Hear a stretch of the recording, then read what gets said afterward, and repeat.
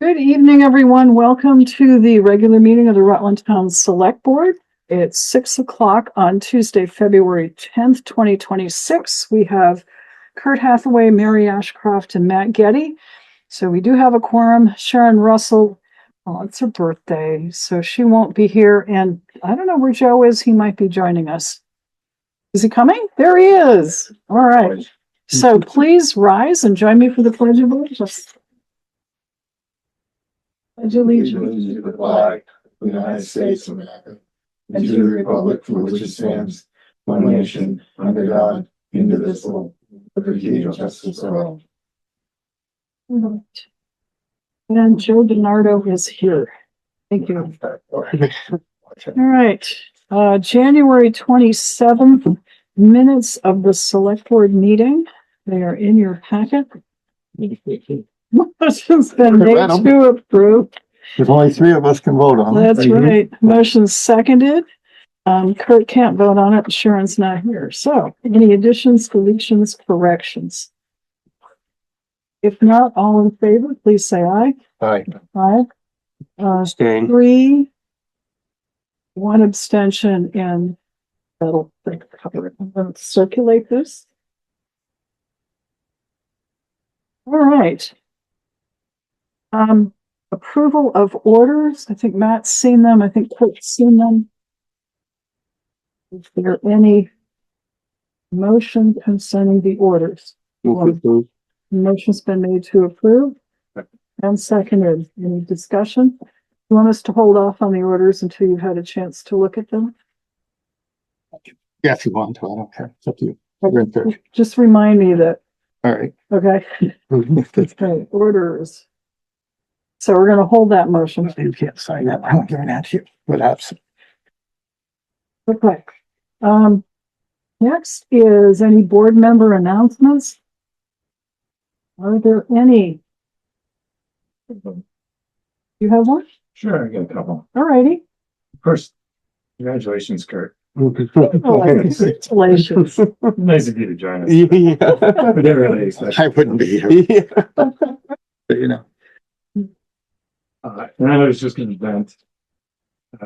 This time on it, but it just grind my gears every 2 weeks. I stand here and say the pledge of allegiance and talk about the liberty and justice for all, juxtaposed to federal government that's operating with little more than a nice crime ring. So I just want to observe. I don't feel a need to like do a resolution or spend a lot of time on it. We sit down here and do our local business every week as we should, but if it ever is an issue for us, I hope we'll, look to uphold the words of the pledge and our Constitution, unlike some other parts of our society. Thank you. Thank Well you. said. We do okay on the local level. And, we could be a model. Or we could just get our head down, which is what it feels like some days. I don't think it works that way in the end. Yeah. Anybody else? Board member announcements? Okay, update from the select board chair. Oh. Nothing out of the ordinary, I don't believe.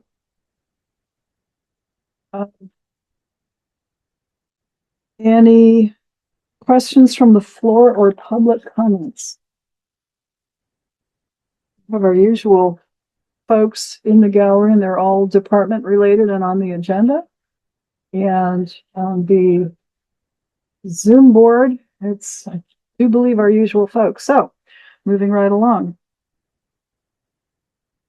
I've had no request to go out of order. So Mike Rowe, Town Rec Director.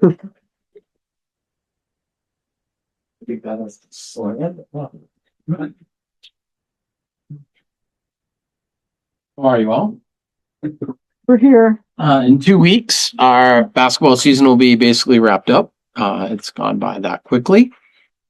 Skating at the rink has increased. I've done kind of like an outreach program with the school, and we're taking groups of kids out skating for a lengthy period of time. And that's been a very positive experience for all. We're hoping to expand that if the weather, I know Dave doesn't want to hear it, but if the weather stays snowy, we have plans to do some cross-country skiing and snowshoeing as well, getting them outside and the use of Northwood moving forward.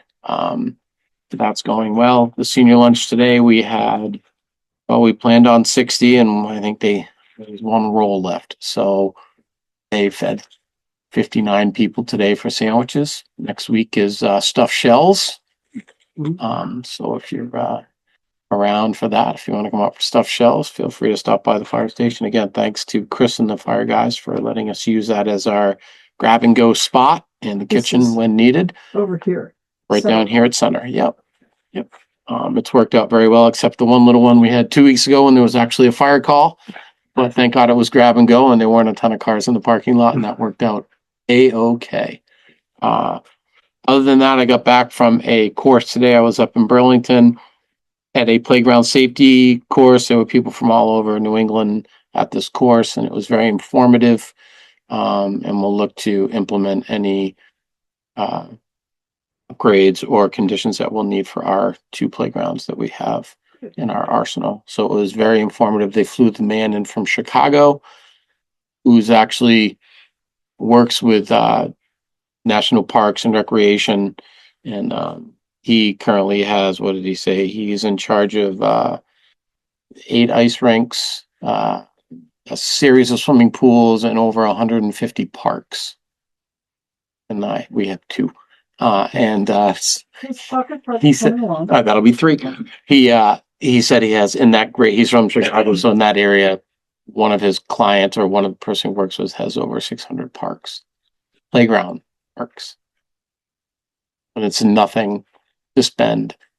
He said one person said, "Oh, over in New Hampshire, they spent about $800,000 on a new playground." And he's like, "Yeah, that's the bare minimum we would spend. We're over $1 million for every park we put in."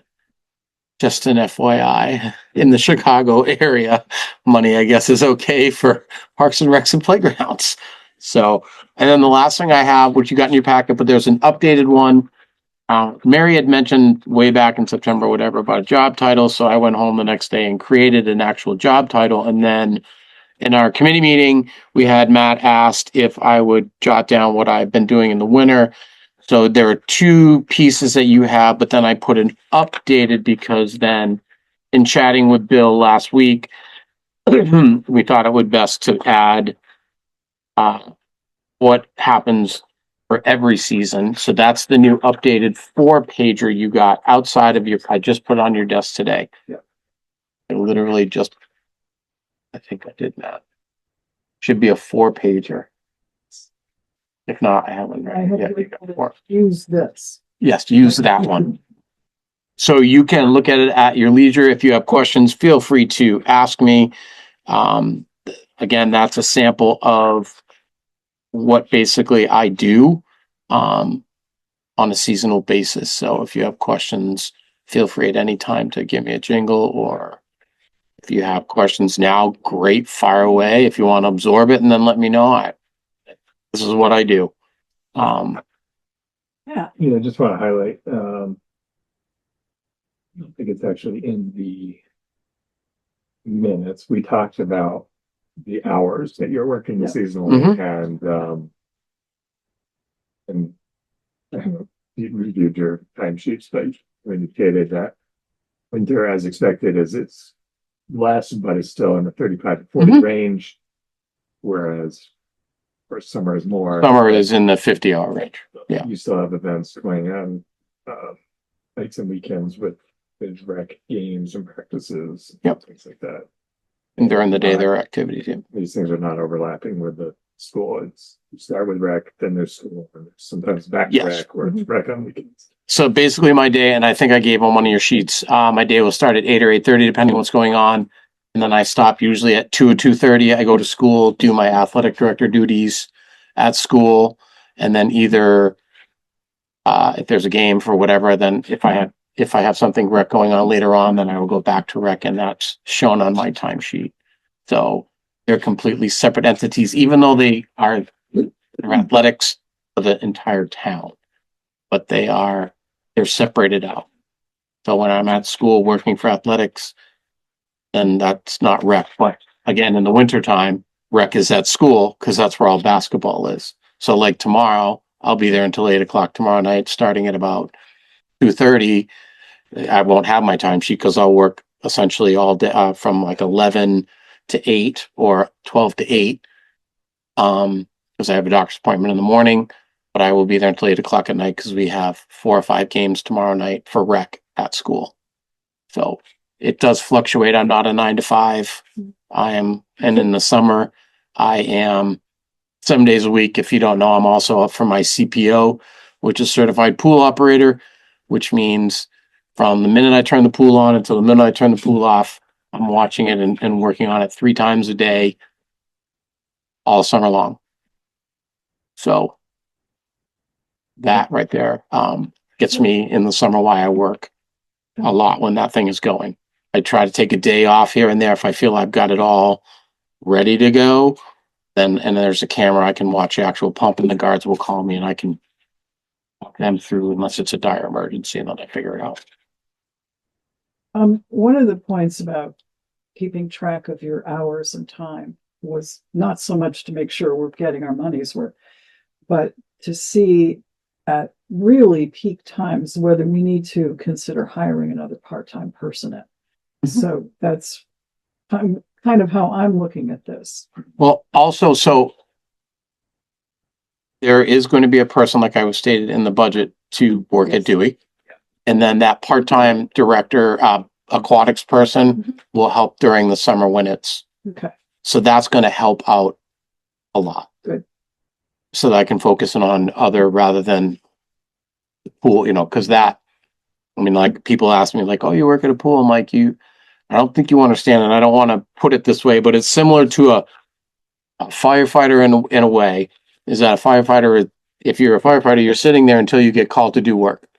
A lifeguard is the same thing. You're sitting there watching people and hope that you don't have to go in and rescue somebody, which we've had to do.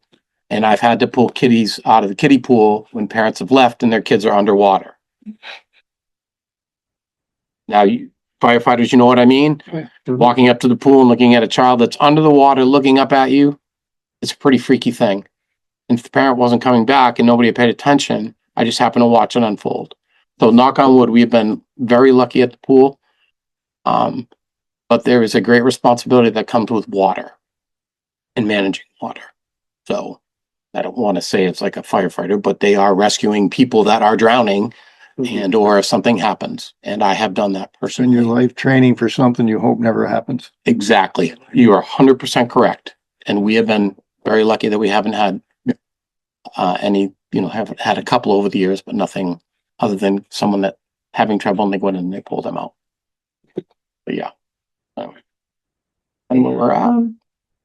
Phone builders. Remember we talked about that this summer during townwide celebration. We had somebody from Phone phone builders. Does that ring a bell? It's a thing, but I don't remember what we talked about. When you get of a certain age and stop smirking over. Wait a minute. Should I be in your category or in his category? Mine. Your category. Okay. Phone It's the builders. thing you do after you eat the stuffed shells. It's exercises for older folks to, keep phones. Oh, Anyway, wrong. but we put you in touch with one of the exhibitors. And was it Council on Aging or was it? yes. I've been in touch Okay. with Council on Aging. Okay, good. We're working for them to come to one of our senior events Good. and talk to the seniors. I also have been in touch with Back on Track through physical therapy to come in and talk to our seniors too about whatever might be needed. So I'm trying to increase more educational for our seniors. Because I have another one after this week, and that is scams and frauds perpetrated on seniors. That would be great for our police department to come in and chat with them about that. Yes, I think that would be indeed. great. We've been through some of that. Yeah, already this week. So when we start our senior luncheons, our first scheduled senior lunch, back to our normal scheduled lunches, is in April. It's the 28th, I believe. It is the East Meets West again with West Rutland and the jazz bands playing over at West Rutland, and we're going to have them a bigger audience of seniors and chat. So I can talk with Ted and Ed, Okay. and they can potentially come in and give a quick spiel then as well. But yeah, Good. Okay. so Thank you. yeah, not a problem. Not a problem. Anybody else have any other questions? Joe? I don't have any questions. I just want to thank you for that paperwork. This no being our first year with your new position, it has generated questions, it has generated some concern from townsfolk, and this will go along. And I think this is, this is all new territory for all of us and how to juggle the hours in your position. So just, I wanted to thank you for getting that to us. And I would say, just moving forward, if anybody ever has a question, my number is plastered everywhere.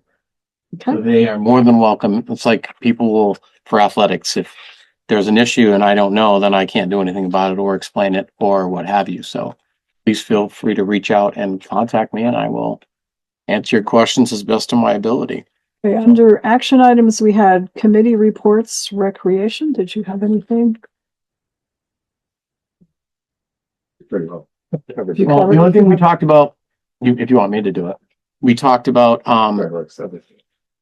we talked about the pool and the increases at the pool for the summer, which I don't know if I told you. We talked about it last. Did we talk about it at the meeting? Okay, we talked about that.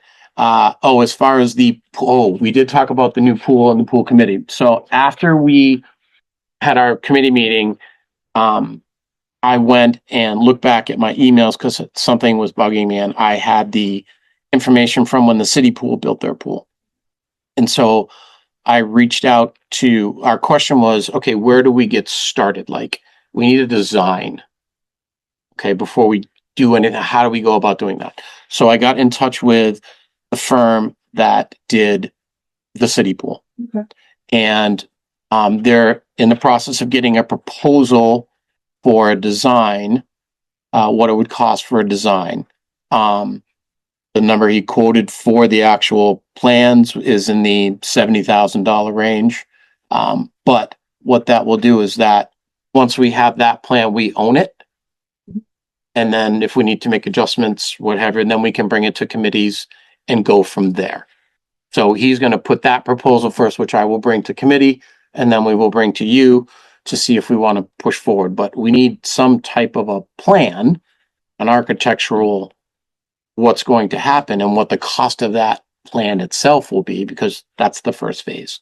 So I did reach out to that architect, and then we'll bring it to committee. And if they want me to go further, then try to find others, and I will do that. But there was an update on what we had originally talked about. As opposed to your pool. The rec committee, so it'll go to rec committee and then either to you, and then we will do our committee Okay. with moving forward. Once we're kind of set with, okay, this is the direction we want to go. Okay. Okay, the money.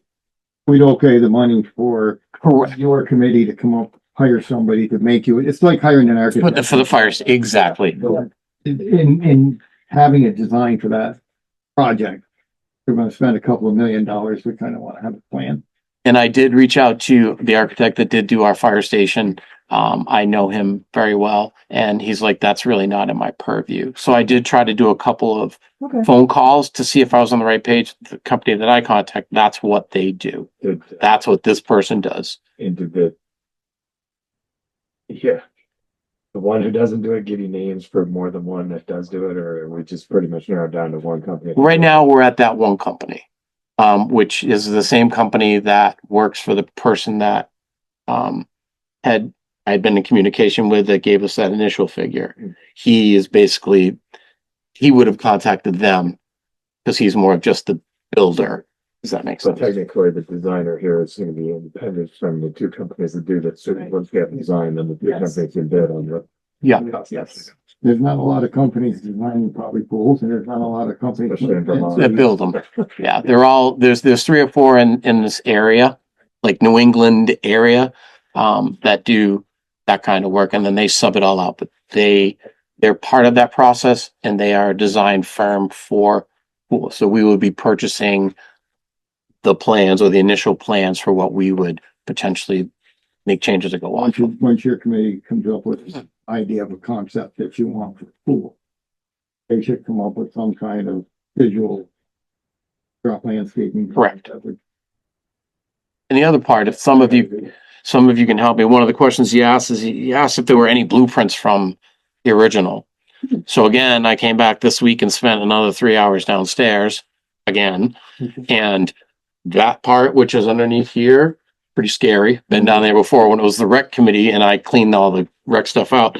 Can't really find plans there. I found, like I said before, I found one site plan for the pool. And then I found about that much for Dewey Field for plans. And I found one long before Northwood, so that's why. But I can't find any other plans. I found a wall cutout of what the wall looks like at the pool, and I found a site plan, which is good enough to, when we get to that point, get started, because it puts out where the dry well is, where the septic is, and the contour lines, and everything. It's kind of all right there, so that it'll be at least a start, unless somebody knows of where. Do we know who built the pool? I'd have to go back and look at the rec committee minutes. I mean, that would be a place to start. There's a chance they have, I know it's 50 years old and it's slim to none. I think Don was on the boat, but Don was part of that. Yeah, he may be the person you gotta talk to. I will tell you, for back then, their records are pretty impeccable for the rec committee minutes. And then they actually have a pool.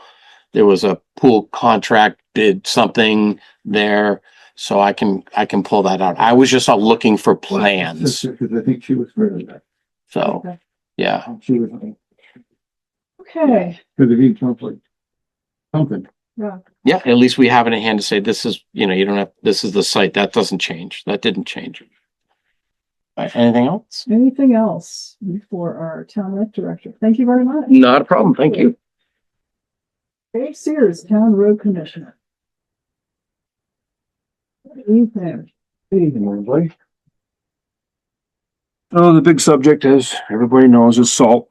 We've got 150 tons or so that we're dribbling out as little as possible. So I've been playing this salt game for a long time, and there's got to be a better way. I told you, steam pipes under the road. Yeah, well, bar doing that.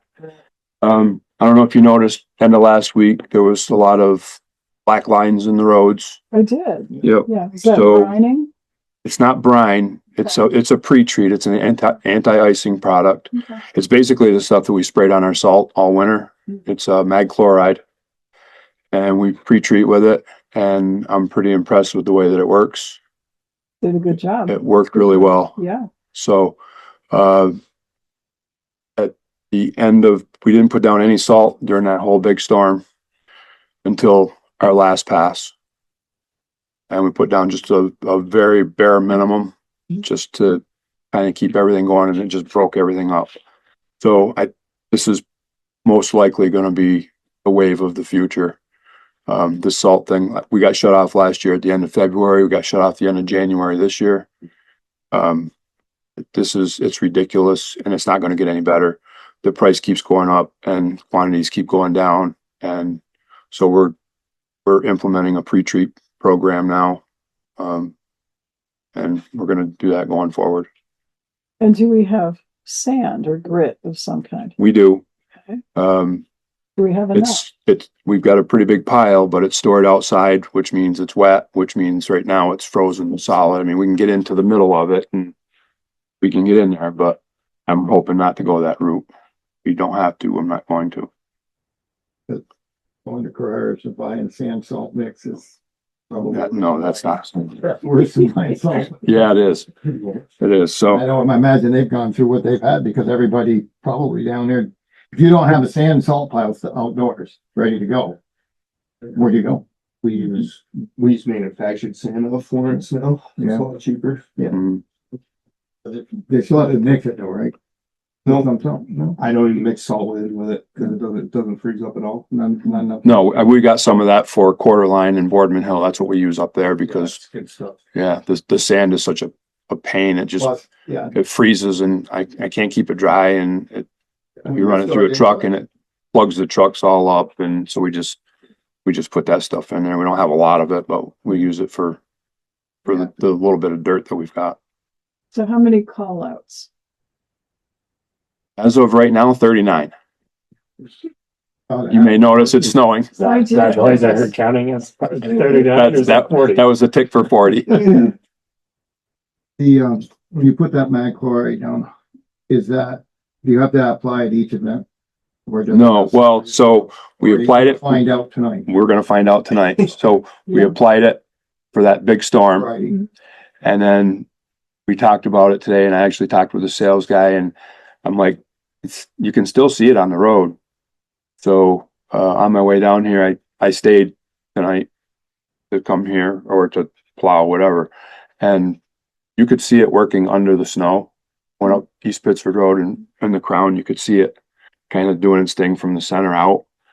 So, we're gonna see. I mean, when you put this stuff down, you plow it off the pavement. It's incredible. It creates that barrier. Mhm. So it doesn't, it just goes. Pretty nice. So, the town of Bolton has been doing it all winter. And they came down and met with us today. And they said that they've got, they got about half as much road pavement as we do. And, they're seeing some of the smaller events, you know, like we've had the back-to-back things, and they've seen one treatment last 2 weeks without, you know, a major snowstorm, which the more you plow it, obviously, the more you scrape it off, but Any difference between a dirt road and paved? Using magnesium chloride? it's kind of the same as salt, like you don't want to use it on dirt because it's just Alright. gonna pull the frost up and make a Okay. mess. Pavement only. All right. Sticks to the road. Yeah. Cost effective. Or at least it's available. Well- Is that the Yeah. difference, maybe? So the stuff that we've got is a little pricey, but I'm $53,000 over budget in salt this year, so we're just gonna use that. The other stuff, the stuff that I'm gonna use next year is about 70 cents a gallon cheaper.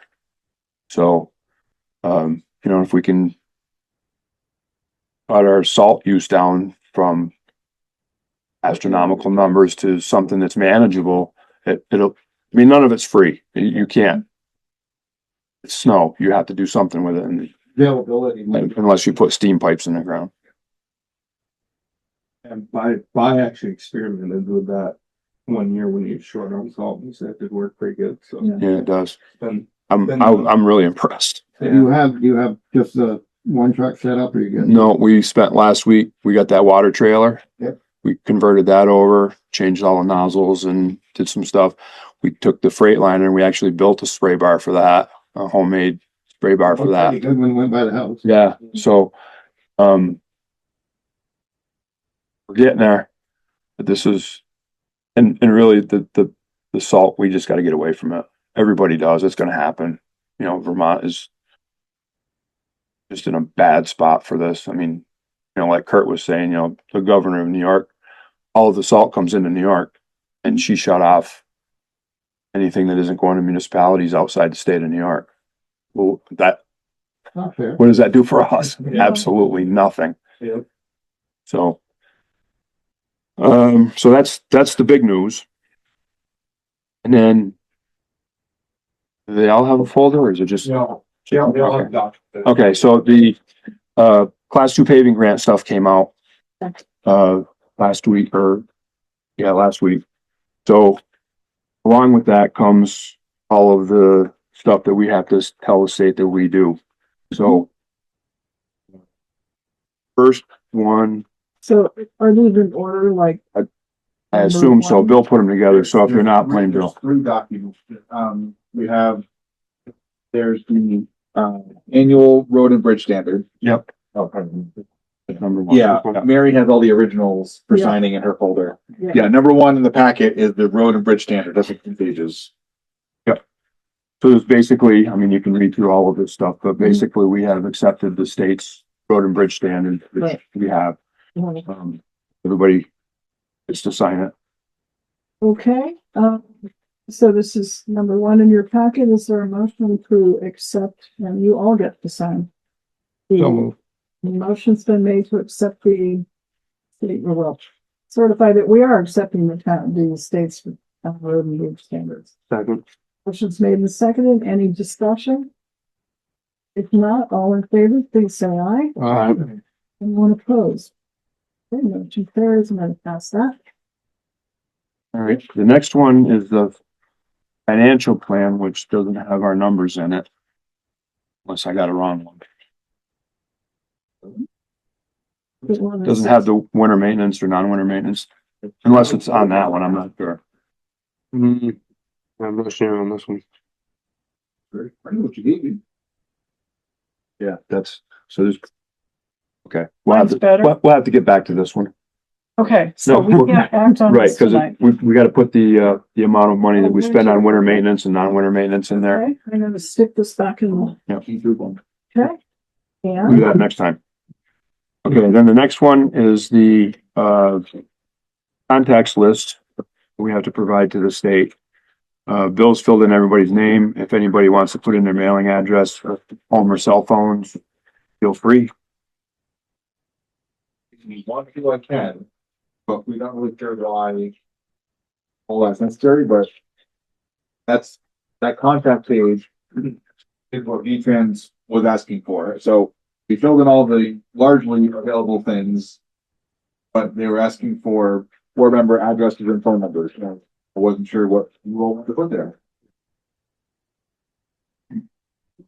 Are they gonna use that just for VTrans or are they using that statewide?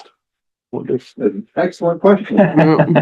One worthy of thoughtful and thorough discussion, but Yeah, that is what we're presented with, so. I'm just thinking of like, we're not that high class of politicians, but there has been politicians targeted in the past for certain things and the police have known where to go. They keep an eye on them, but I mean, our cops know where we live, so we're This, good. this would go back to the VTrans office amended. That's where we go back to, so. I've noticed for the road commissioner, and it, I mean, it's basically the 181 Business Route 4. Yeah. So we could probably do that for each of us. Okay. Do you wanna, I mean, I don't care. I don't care. I mean, they can get our cell phones if they want them, right? And we all have emails for the town. They can have my home office number, Yeah. which is publicized anyway. It's Right. probably still in I the mean, yellow My, pages. my address is pretty easy to find, really. Yeah. 9.5 times out of 10, they're gonna call me first. They have a major. Of course. And then it goes. Yeah. And the phone tree lights up and away it goes, so. Yeah. Yeah, I don't care. I'm filling one out and I'm gonna circulate it. So We'll also do the one you got, Mary, then. And Yeah. at the bottom, there was a 24-hour emergency contact person was asked to be going like, Bill and I discussed this and we're gonna leave that up to you. Is that Marty? Is it, what do we do? So we're back to who gets this? Yeah. The state, it goes to the state. We're in the VTrans. state. Oh, VTrans? Yeah. I mean, Disaster. somewhere between Bill and Highway, what do you think? well, we don't really know what it involves, like there's no responsibility, Do like. we it's- have a disaster something plan? It's Yeah, on the list. I mean, if you put the highway phone on it, at least somebody's always gonna answer it. Right, there's, Okay. yeah, We can do that. Somebody's got it. Somebody's on the They might not know what to do with the phone call, but at least they can call somebody else. right, well, the information will get to the town and, Yeah, call somebody. right, cause, you know, one of your guys gets it and they don't know what to do, they're gonna call you. They should call me anyway. Yeah. They're gonna call me even if they know what to do. Yeah. Well, but that's good. But yeah. Yeah, this way, or they're gonna call Bill on his new phone. Yeah, they're gonna call somebody, yeah. It's really gonna mess them up. Hope, or at least hopefully they're gonna call somebody. chair, she's Right. North Clarendon. I do. I know. So, I just figured it out. You're gonna mess with the state highway department by putting that down. So Yeah. So I would, for that emergency contact, the name, I think we should put in there Rutland Town Highway. Not okay, a specific name, because when they answer the phone, Yeah. that's how they're gonna answer that phone. Yeah. You okay with that, Dave? Yeah, that's fine. okay. Yeah. Will I send it back over that way? In the morning when it rings, it's VTrans, they gotta answer the phone. Yeah, yeah, make sure they do answer the phone. when it I rings. think those guys answer the They phone, answer the phone. because Yeah. the phone has been answered when we were unloading hay.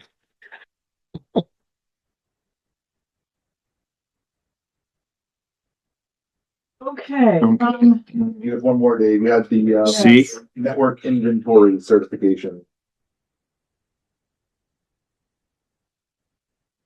Oh, yeah. There it is. yeah.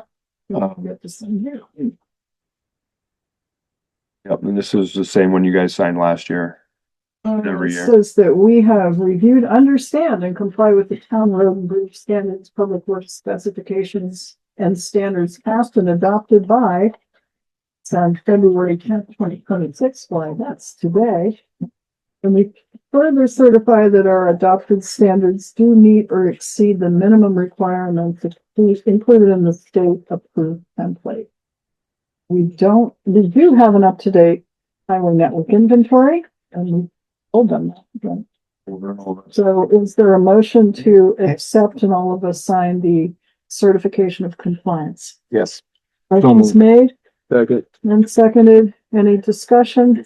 If not, all in favor, please say aye. Aye. Aye, motion carries.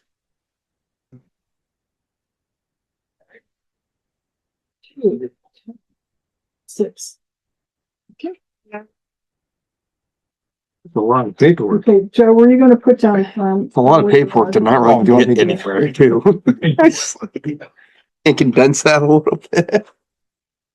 And see the email. The email is obnoxious. Just attachment.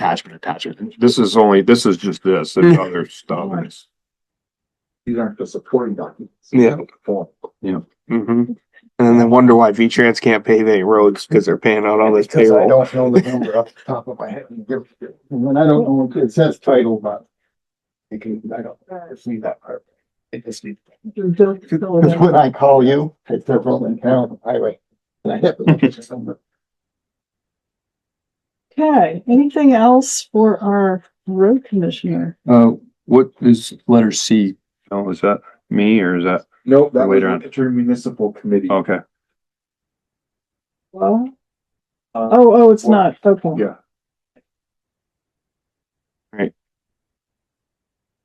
Didn't that one thing they wanted to know how much money we spent per mile or something? Yeah, Yeah. that's that other I think mileage. I think we exceed the limit.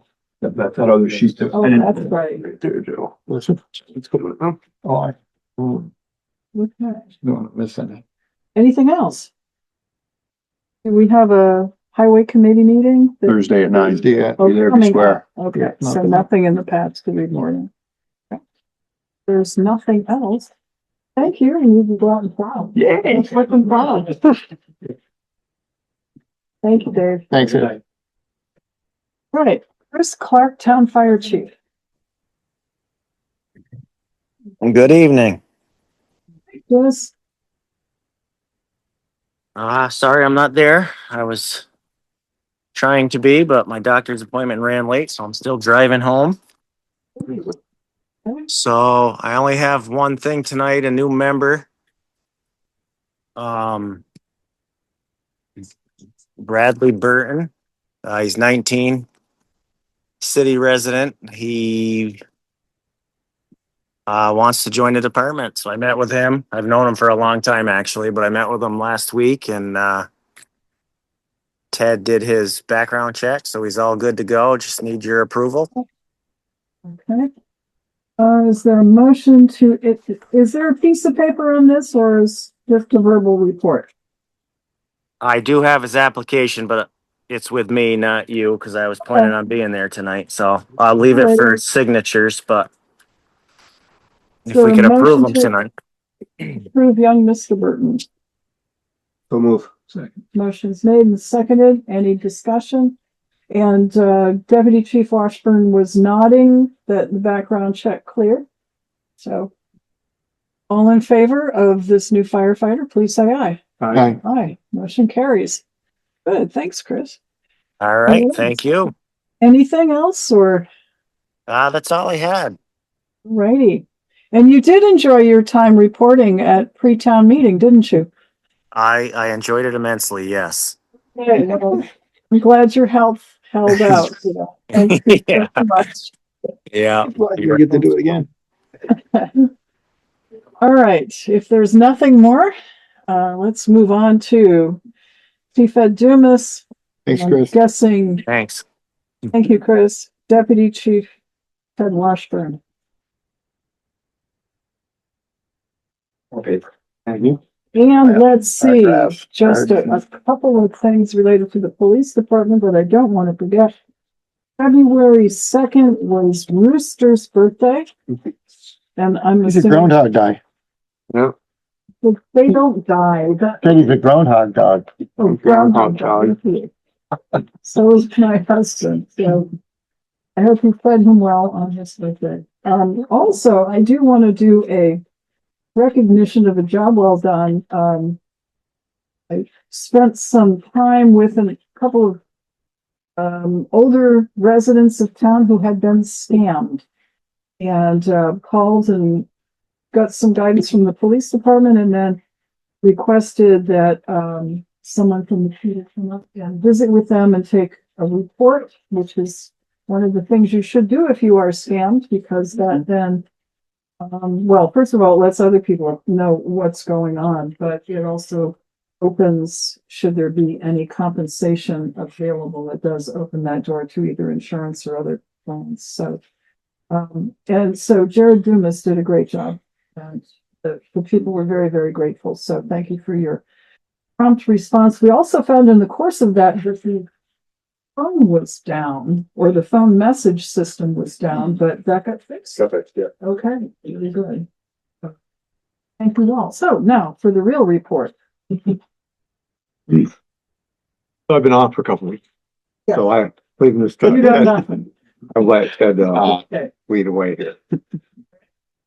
We have the South End stats, and then we have the general stats. Which one do you want to start Well, with? let's start with South End. All right. So we had 118 cases last month, 37 traffic stops, 39 South End cases, which hasn't been that low since 2021. So that was a pleasant change. Yeah. No real reason other than it's cold and we don't have any hotels. Yeah. So everyone's staying in the city. Cause and effect. Here we go. Yes. Yeah. Any questions on the South End? It's still the same stuff, but it's just not as the volume as it was before.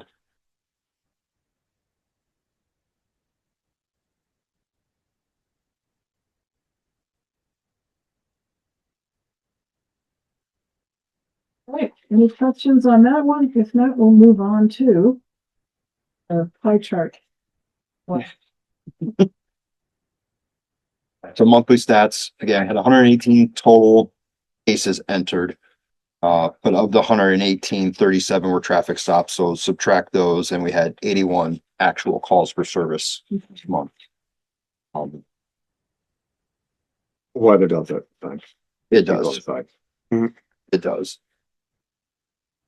So people stay home. It's just too cold to run, from the place. Well, Just stay inside. wherever you're hot and comfortable, you don't really want us showing up and changing that. So people tend to get along. So This is the upside of cold weather. Yeah.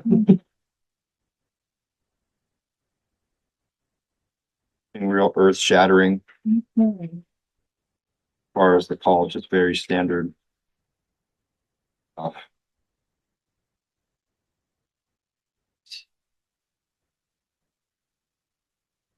Any questions on the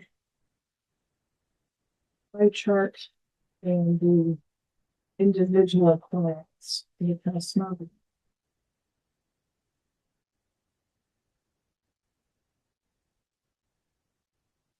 If not, you did hear my request or suggestion and Mike's follow-up about maybe doing one of our senior monthly programs as we get into the warmer weather on scams and frauds. Yep. That would be great. We all are subject to it. Lawyers get scammed a lot, and so we have whole newsletters that come out or emails that come out about it. So client trust funds, closings, and all of that good stuff. Yeah. So, all right, thank you. Appreciate that. Yeah. Anything for our police department? Only this, you guys have a plan for the next couple of months to fill the shortage on the traffic patrols, the road patrols that won't be being done. Are your officers available to be out there? We're aware of the change, so. Right, and only because in all of the conversations that I have with folks in town, they always ask me, how come they don't see our PD out, with police cars doing that? So, and I pass it on to you guys. They really want to see you out there. Even if they do get an autograph, they really do want to see you out there. So I just, when I hear it, I'm going to tell you what's going on. So, Yep. but that's good. Thank Similar you. discussions with a little more detail on the police committee. Yeah. So,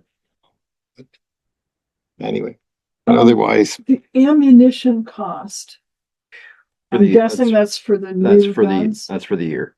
That's for the, okay, That's for our entire year okay, for training purposes. all right. Yes, And plus- was it also because of the new guns?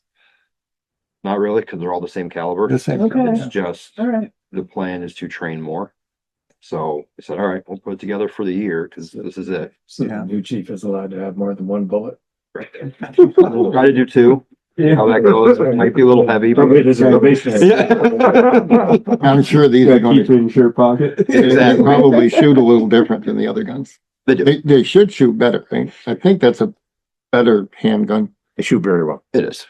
well, they shoot when they're called upon and not Yes. before. They don't, Well, yeah, they don't that's just- self-initiate. They're all supposed to be that way. And mission costs to go down there. Yeah.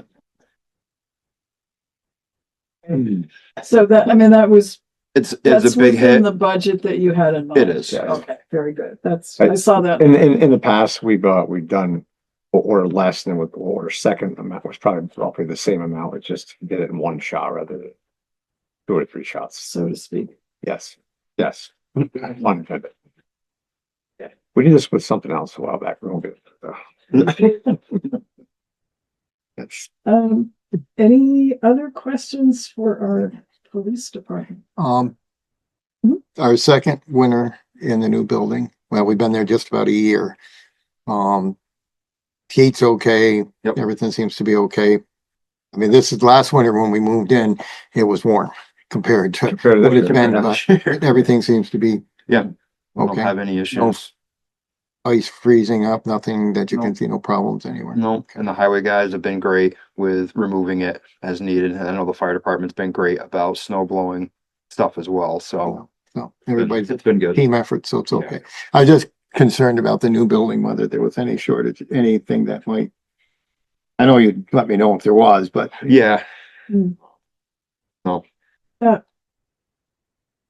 Bay that had the very strange.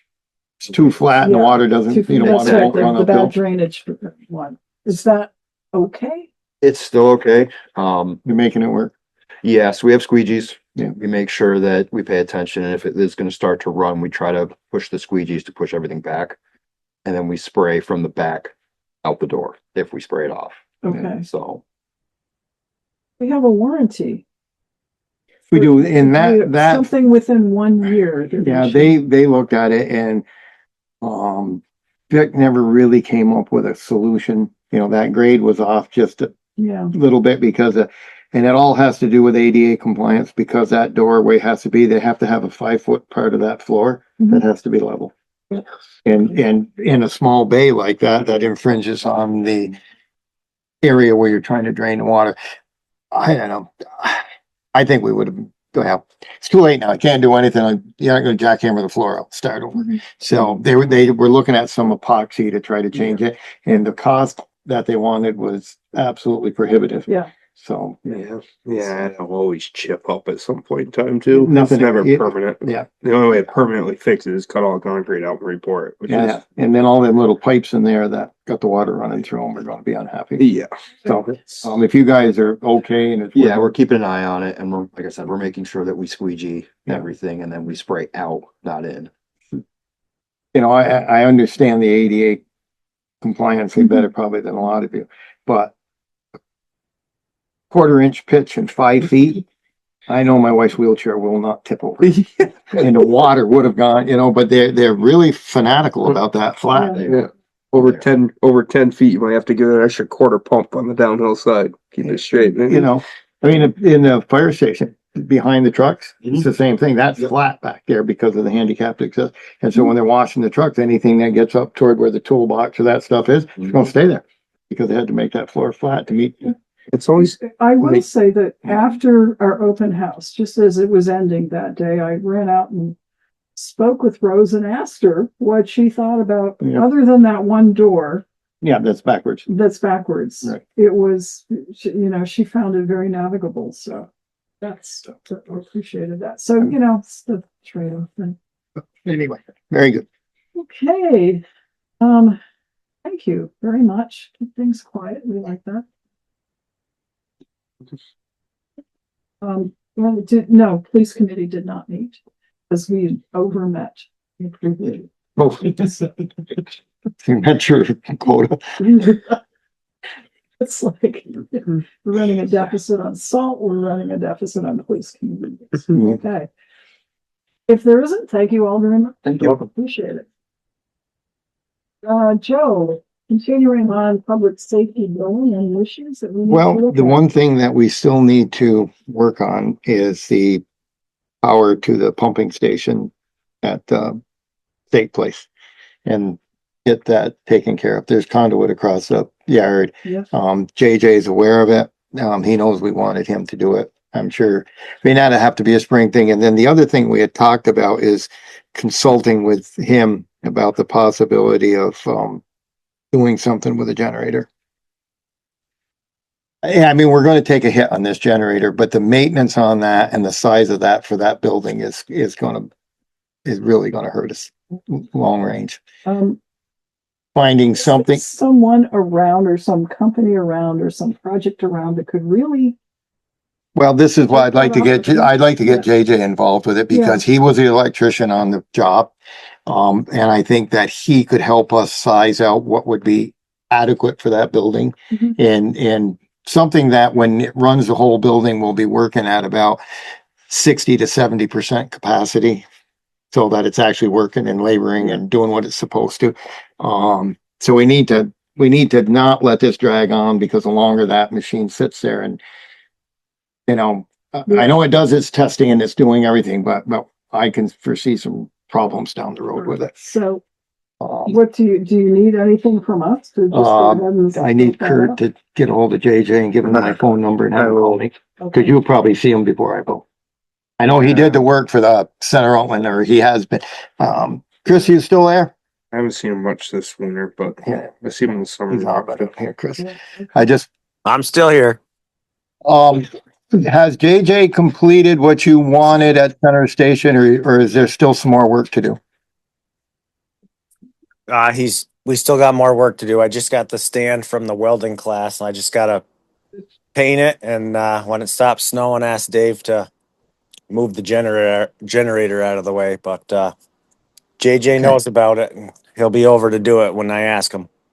Okay, cause I wanna, maybe, maybe the day you schedule him to be there or just, I need to talk to him about the McKinley's, public safety building and, power for the pumping station and talk about that generator. So I'd go over and see him and while he's working or something, but if you could keep Okay. me in that loop, please. I can do that. Okay, thank you. Yep. Good, thanks, Chris. All right, so.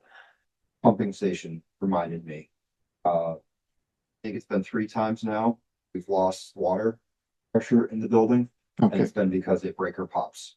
okay. I'm not sure. Yeah, I think it's been 3 times now that we've lost water pressure in the building. We go into the electrical panel and it's a one breaker.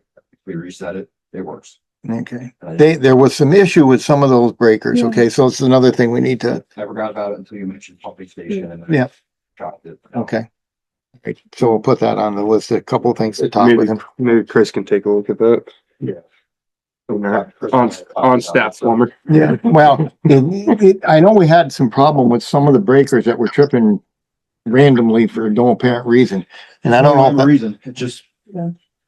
we have no pressure, so we just walk over, we trip the breaker, or we reset it, or and it works. whatever pump that's feeding might be defective, which Yeah. we'd like to know. Okay, I talked to JJ about that too. It's the same breakers as like that the trucks are plugged into. They're like arc fault breakers or something. Oh, Yeah, the state made them put them in. That's why they're in there. But as far as doing something about it, I don't know the solution, but I'd have to ask him again. yeah, change it out. put the right brake, yeah, Place has been inspected, change it out. okay. Remind me, and something just escaped me again, but I did have one last question. Yeah, it'll come back. Oh, I know, yes. Florida Civil Authority met to set up poll workers, and the question came up, is the police, will we have the occasional police presence around the two polling places? On election day? Then we got up to Kari. And she's on, and I wanted to mention it, and she might very well. The past we have. Okay, At the town clerk's request. okay, always usually talk to her before to see if that's a request or not. okay. So, It did come up at the BCA meeting, so, and maybe when she comes up, we can, and you'll still be here, so. yeah. So one other, Joe, are you working on, finding us a replacement officer? Yeah, so applications, period's over. Okay. We received 3 applications. Okay. One was a level 3 cert. And then we had a level 2 cert, and then we have just no cert. So the plan is to contact the level 3, see if they're still interested. If they are, offer a conditional offer pending background medical and start the background process. okay. If those don't pan out, it occurred to me that a former school resource officer who went to join the feds, given all that's going on with the feds, it might be approached to see whether there's interest in coming back. Talked to her recently. Didn't allude to anything, but I always talk to her. Yeah, good. And it just might be worth, I don't know anything other than just watching the news, but boy. So far, her department has fared okay. Yeah, So, cause I asked her. okay, For good. consideration here, then presumably since we already have school resource officers, this person needs to either now or in the future be a level 3. The expectation would be that they would have to go through the academy Yeah. to obtain level 3 cert. Okay. All right. We are on to, is JP on? He's not. Okay, Barbara Noyes Pulling, Town Planning Commission. Yes, good evening. Good evening. So Mary, did you want to go through the Pocket Park contingency plan in case we don't get the most recent grant that we've applied for? You and I met a couple weeks ago to just kind of map out a schedule and who would be involved in the work that would happen this year. And we came up with a ballpark figure for what that would be. I don't know how you wanted to proceed with that. Okay, well, let's just sort of update. Yes, so you and I, what we did was we picked up the grant that we had sent to T-Mobile. We have applied for a grant, $50,000 maximum from them, which will cover most of our anticipated costs for the Pocket Park work that we want to have done, which is mostly handicapped accessible path over to an overlook fenced area, picnic tables,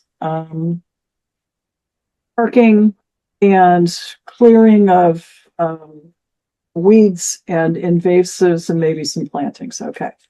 The T-Mobile application, our total cost we estimated was $64,500.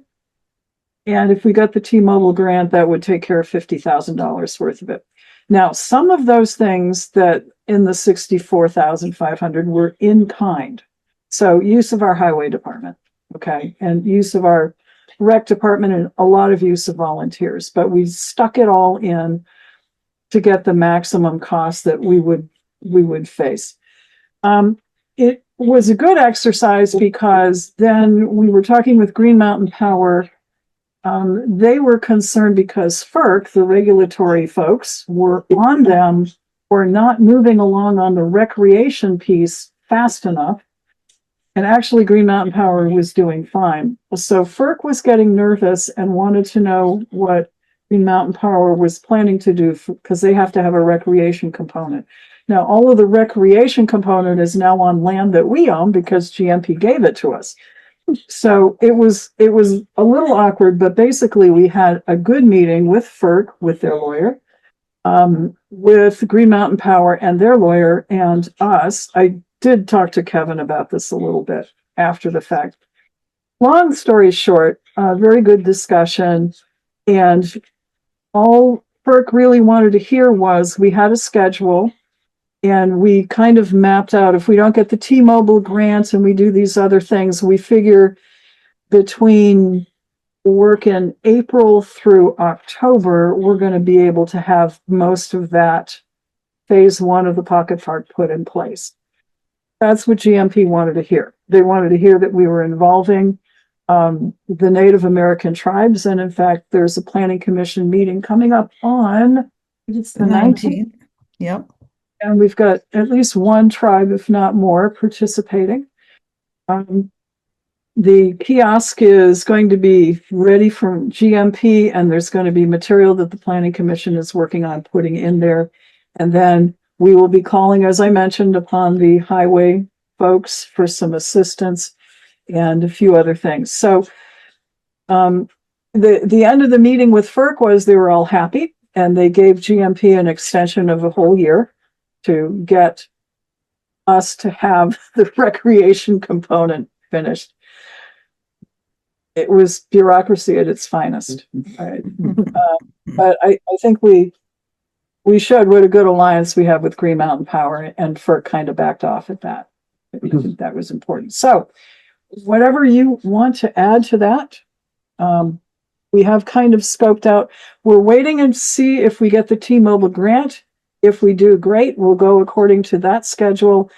If we get that, great. If we don't, we'll be back in with a schedule and then requesting help from rec department and highway department and, probably contracting for little bits and pieces of the work.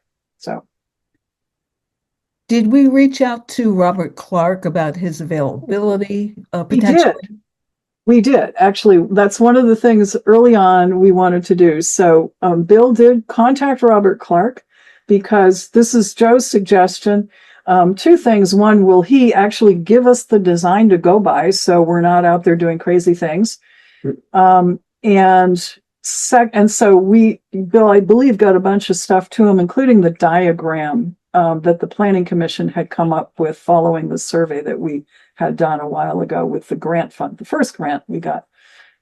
And Joe's suggestion again that for landscaping and that if Robert had somebody in-house, we should tap that resource and then be working with the same group. And so he does not have a landscaper. He does not have a landscaper, so we will need to pursue that. But he may have recommendations. And Barbara and I will be meeting with Robert but we did tell him we needed to get that set up. So that's underway. So we did follow up on your suggestions. Okay.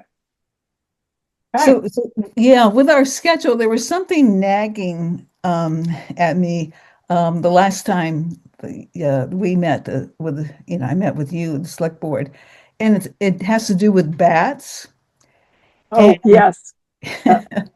And there are two endangered species of bats. I'm not sure there are any in the pocket, any of them are in the pocket park. But best practices is, because of their breeding and reproductive cycle, not to be messing around, taking trees down and such between May 15th and August 15th. Of every year. So that's kind of smack in the middle of when we were hoping to get some of that work done. So we'll have to figure that one out. I don't believe there's any permitting that's needed. It's more along the lines as I said, it's a suggested best practice. Yep.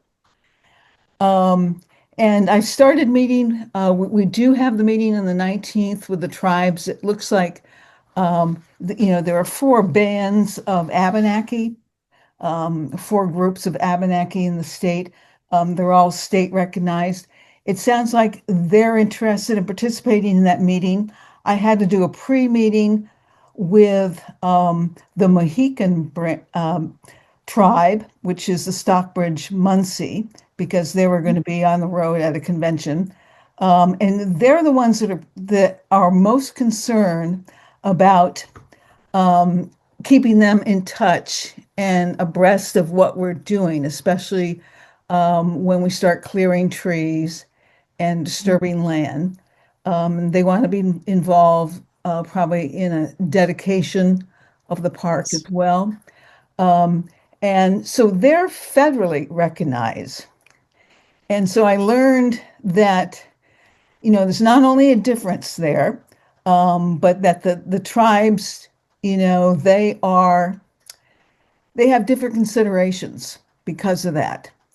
So, a tribe like the Stockbridge Munsee is going to be looking for more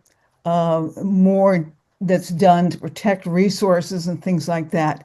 There's a second federally recognized tribe that covers this area, and it's the Mohawks. It's up, it's upstate New York, St. Regis area. But their ancestral tribal lands did include Center Rutland. So they will either be part of the meeting on the 19th, or I'll meet with them individually and report back to the Planning Commission. And they may have similar concerns as the Stockbridge Munsee of having a little more say and a little more information about how we're going to be doing things. I think, and I'm sure you would have told them this area was already largely disturbed because a road went right through it with the bridge over. So us reclaiming land that's basically has been asphalt is, Well, yeah. And, some of these tribes, they go back to, 2000 BC or even, earlier than that. So, This time they disturbed it, nobody was paying attention. no, Yeah, the first time they put bulldozer and excavator to it, they pushed away any artifacts that I'm were sure there. they did. I'm sure they, so, I mean, we'll raise the point with them, but we're lined up there. We're in communication with them, which is what everybody wanted us to be. And we are going to include, their history, and hopefully we can get some consensus on what we should say about, the groups that were here. Included on the kiosk that GMP is providing for us. Getting the opportunity to get their history out. Yeah. If we don't build this park, nobody's going to care about it. Yeah. Nobody's going to know that they may or may not have been part of this area 4,000 years ago. Yeah. So to me, this is and that's a point, Barb, you might want to make to them, is that this little half acre of dirt and a little building out there could actually get your history out to people that have no idea that anything about it. So don't push too hard to make it not happen. Oh, we want this to happen, and we want these, well, technically it sounds like 6 tribes that could or may not have even inhabited that area, but let people know what was here. And I think, give some credibility to their ancestors and stuff. And I'd like to make sure they understand that we're not trying to do anything to take away from their culture or their heritage. We're actually trying to, We're trying to make talk about people it. aware of it. So, Trying to talk about it. Yeah. Okay. So it looks like Barbara was having some technical. There I'm we back go. here. I'm back here. Yeah. So these federally recognized tribes, they have more requirements for the federal government and all that kind of stuff. So their staffs are bigger. And like for the Stockbridge Muncie, there's one person who, one of her main jobs is just working on content for Good, signs and kiosks. good. So yeah, I mean, the, there's no issue there. I mean, there's no issue with us going forward with the park. They just want to be kept in the loop. Yeah. And have And I some think we say. have. I mean, we Yeah. have. Because they were in on a planning meeting about 3-4 years ago as well. So, and we're happy to do it because we need their input too, to Right. tell the story. Yeah. Right. So, yeah. So, this may be the most difficult information to get from these tribes and coordinate it. I'm not saying that all the local history is going to be a picnic. I don't think that's going to be a picnic either. But we'll work through this. We will. We will. Okay. So that's where we are with the Pocket Park and the Planning Commission. I did talk with Town Attorney Kevin Brown this afternoon before coming over. Kevin does indeed have the subdivision ordinance, and he's been absolutely slammed with a lot of work, and he's shorthanded, so that's why we haven't seen that. But I did ask him to move it up, and he will, on his pile of things to do for the town. He also has the streets and roads, whatever it was, some changes to that ordinance as well. I think he's halfway through that one. And there was one other thing he was going to be getting to us. The issue came up when the fire department was making so many calls down to Cortina. The issue came up one more time about, do we need our own health ordinance so our health officer can move forward? I did mention it again to Kevin. He had sent a memo around to all of us, kind of summarizing where the state jurisdiction versus our jurisdiction is. He's digging that out and he's going to send that around again. So those three things are kind of moving, maybe not at the speed we would like, but they are moving again. And they've sort of now moved to the top of the pile again. So, okay. Anything else for our planning commission or on the Pocket Park, I did. I've things left go, and we do not need an Act 50 permit. Good. For the park. I thought it would be an excellent idea if we just double checked. All set. Hey, we appreciate us asking, but we are all set. Yay, thank you. That's good to know. We've got enough emails back and forth that we can put it aside in case the issue ever comes up. Got it. Thank you very much. I'm sorry, I didn't hear all of it. What is it that we're never going to talk about again? The act, I had Bill reach out to Kim Lechko, District Environmental Commission, Act 250, just to make sure we didn't need an Act 250 permit for doing this. And it's no, we don't. So it's pretty small. It is pretty small. Yeah. Okay, well, good. That's a relief. Yeah. Anything else for Barbara, or Barbara, anything else for us? I don't have anything else. Okay. Well, thank you very much. And this is kind of a fun project to work on. So continue. And 2 more weeks, I think, until we know whether T-Mobile. Yeah, the end of this month. Yep. Okay. We'll let you know. And thank you for prodding the town attorney on the ordinance. You're welcome. It was that poor guy. So he had to download for a little bit while we were talking because he's just slammed with work, and there's other stuff going on too. So They might need some more help up there. well, and the problem is, and we're talking about this all over the state, getting more attorneys here. You perhaps perceive that there are too many attorneys. I know there are some in this room who probably feel that way, but You never it can is- find one when you need one, though. well, that's part of the problem. So it's It's- difficult. Yeah. It just makes for good jokes, Mary. That's all. Right. We're not serious. Another lawyer joke. Oh, good. Okay. We're not that serious. All right, thank you, Barbara. Okay, thank you. Larry is not on. Hello, Larry, but related, on your desk, you have the annual appointment form for our solid waste alliance communities. And Larry and Steve are more than happy to be reappointed to that position. There's a form there for all of you to sign.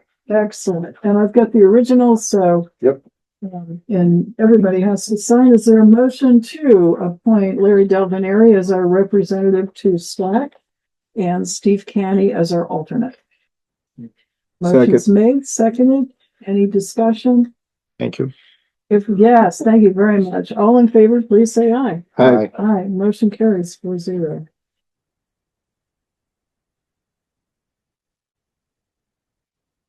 Mary, was there a question or something about the pocket park, about financing it?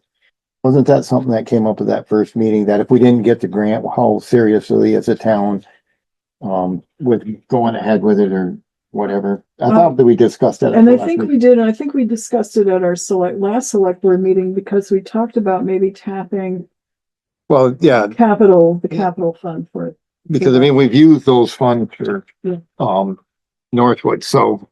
And we're far enough into this now that I don't think we're, because I think that was one of the criticisms, was that this was started one other time and then it didn't go anywhere. Yeah. Oh, yeah. It was started it's been started like 3 different times. Right. Usually not by us. No, it was like in nineties or something. Yeah. 25, 30 years Yeah. ago it started. And I thought that, so I didn't know if you got that information back to them, telling me that we are kind of dedicated to doing this now. We are. I mean, we have 2 different options for funding right now. We're hoping the grant comes through, but we've got a backup. We've put together the numbers, and then we'll do if we need to go in that direction, we'll be in to talk to you with a formal proposal. So.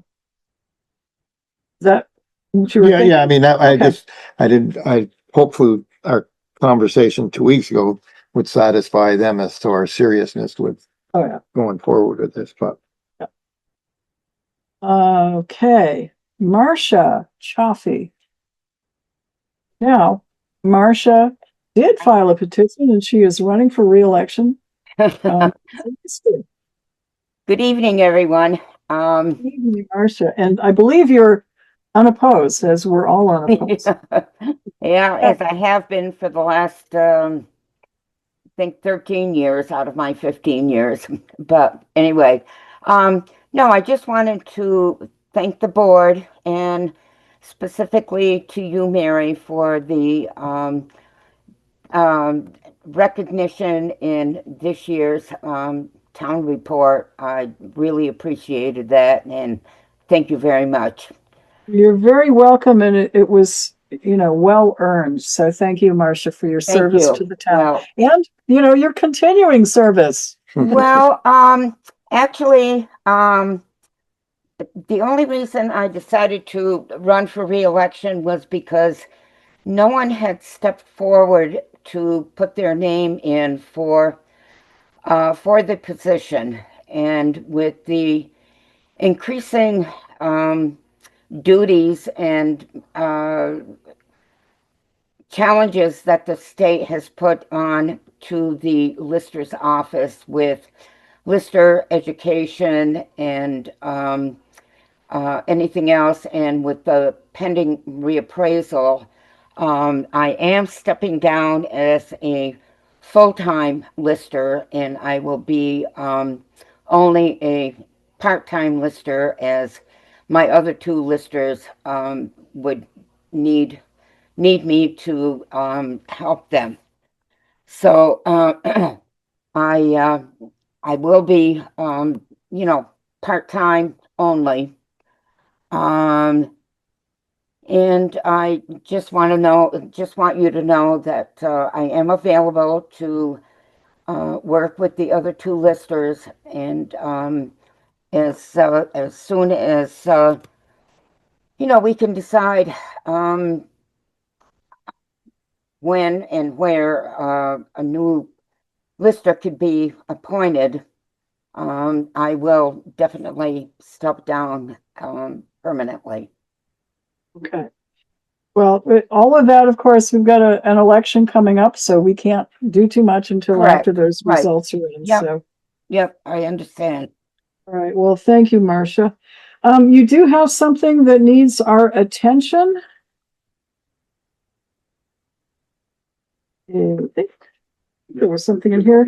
Yes, a certificate that no appeals or suits are pending concerning our Correct. any Yes. actions of the listers. So, Yes. and you folks have already, you and yeah, Kathy Kapitansky have already signed it. Correct. Yep. And so there's nobody's suing us, nobody's appealing at this point. No. And Thankfully, nobody's suing Yes. us, and there is no suits pending. So that's part of the PVR's February that we have to sign off, and okay, it goes into the grand list book and is Very good. completed. Okay, so is there a motion to sign the certificate on behalf of the select board saying there is no appeals or suits pending? So moved. Second. Motion's seconded. We got it. Stereo over here. Whichever way it's ready. How do you want? Bill work that out. All in favor, please say aye. Aye. Aye. Motion carries and we all sign, so I shall circulate. That's good that we can get through that stuff without a lot of grief. Yeah. And I can happily say that in the 15 years that I've been on the board, we have never, ever had any suits pending during the February cutoff point. Yeah, no, that is good. I do remember not that I was on the board, nor was Joe, but I'm sure we knew all about the struggles with the lawsuits because we had our differential way of Doing taxing stuff. Yeah. businesses versus commercial versus. Correct. Yeah. Yes. Yep. So Ultimately, that's was the other not thing. upheld. Kathy and I are putting together all of the business personal property inventory forms, and we're hoping to get them out early next week. Okay. And those forms will all be due on April 20th. Okay. Good. All right. Anything else, Marcia, or any No, I think questions that for covers Marcia? everything. Thank you to the board, Okay. and thank you for your support over these last 15 years. All right. Okay. Thanks. And we continue. Okay. All right. Thanks, Marcia. Thank you. Okay. Kari Clark, Town Clerk and Treasurer. Hi, Kari. Good And of evening. course, let's just start off with that lovely little Thinking about it. report on the 1%. Oh, I was going to leave that for last. No, that's No, all right. I know, that looks great, doesn't it? That is. You can leave it for last and then just come back and tell us, how well we're doing. But go ahead with No, whatever order you would like. It's totally fine. It's unrelated to anything I was going to say anyway. So it looks great. For people that don't have it in front of them, our third quarter local options tax money came in, and it is $433,123.07. That is wonderful news, and that leaves us about almost 53,000 to reach our goal of 1.3 for the year, and that will certainly happen next quarter, which would be the last one, and anything after that is profit. Well, we don't Yeah. profit, but you know what I mean. Yes. Discretionary. It's the more money, the less we have to raise from the property taxpayers. Yes. 1%. Yeah. Matt has a question. This is probably a stupid question because I haven't figured out the explanation here, but is there a reason why these don't go in chronological order from top to bottom? Well, I've thought that before too. Your chart or is this the state's chart? No. This is something that Susan created for us back when. I can move it around a little bit, but it Every time I look at it, I get confused. that's why I highlighted this one. Yeah, if you don't read the dates. Yeah. So, I just would have thought the August 6th would be first, and then we just would go down and pull them in, but. Yeah, Yeah. I can move it around. I think we've talked about that before. Certainly Well, with this something we can kind of move around. news, any way you report it is fine, so. Carrie, the rate change was October 1st, right? When the Yeah, it was state, like 75%, right? Or yeah, we're something getting like that. 75% of the tax instead of 70%. So that amounts to about $21,656 of that 400,000 About is the the 5%, 5%, okay. which, That's great. you know, that's, and like I said, but it's just interesting, that has been that strong still. Yes, good. Yeah. On your board, keep knocking. And then Okay. in front of you is, I think you say Sandry or Sandry or something like that. Yes. They have 3 liquor license / tobacco licenses that they would like to renew. Yes. And these are J.W. Sandry and the location, I'm looking for the location. It's the Sunoco down at Route 7. 117 Route 7 South. Yep. Another is at 117 Route 7 South, and the third is the same. So one of these is for a second class liquor license, one is for a tobacco license, and one is for a tobacco substitute endorsement. And I'm looking at our deputy chief and asking if there's any reason why we shouldn't approve any of these, and he's indicating negative or clear down there. So is there a motion to approve? Motion's been made to approve all and seconded. Any discussion? If not, all in favor, please say aye. Aye. Aye. Motion carries, and we can all sign it. There's space on the last page.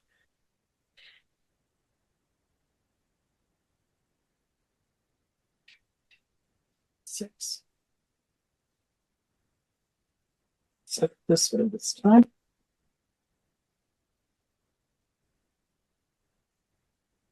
Fingers don't want to work.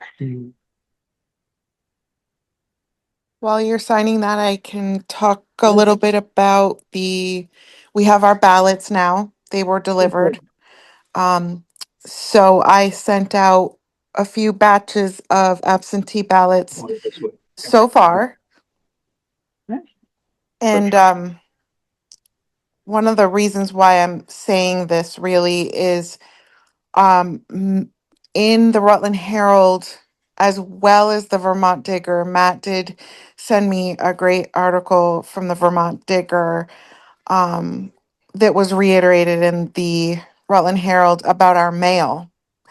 And I just want to put this out there that in addition to election materials, we all have to be super vigilant about the time it's taking anything to get anywhere by mail these days. And it's certainly not guaranteed the next day or even 2 days after that, as we've seen over the last couple of years. So an example of this, and take this into consideration for anyone who is thinking about an absentee ballot.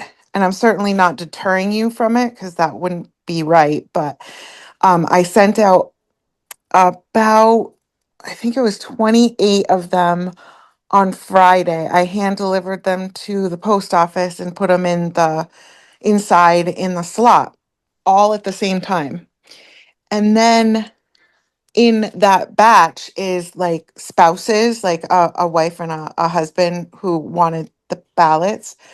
I received a phone call yesterday and a phone call today from those couples, two different couples, and they said, my spouse got it, but I didn't. Did you make sure to put in the request? And I said, absolutely, I certainly did.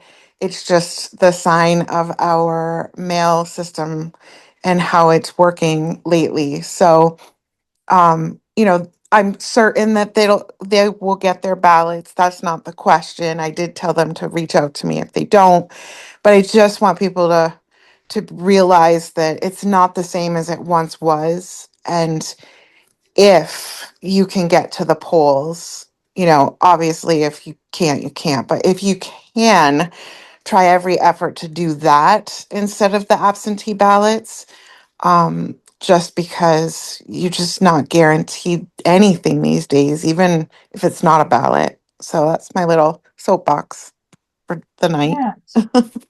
I would just add some detail on that. One of the things the article talked about is some change in process about how to postmark things at the post office.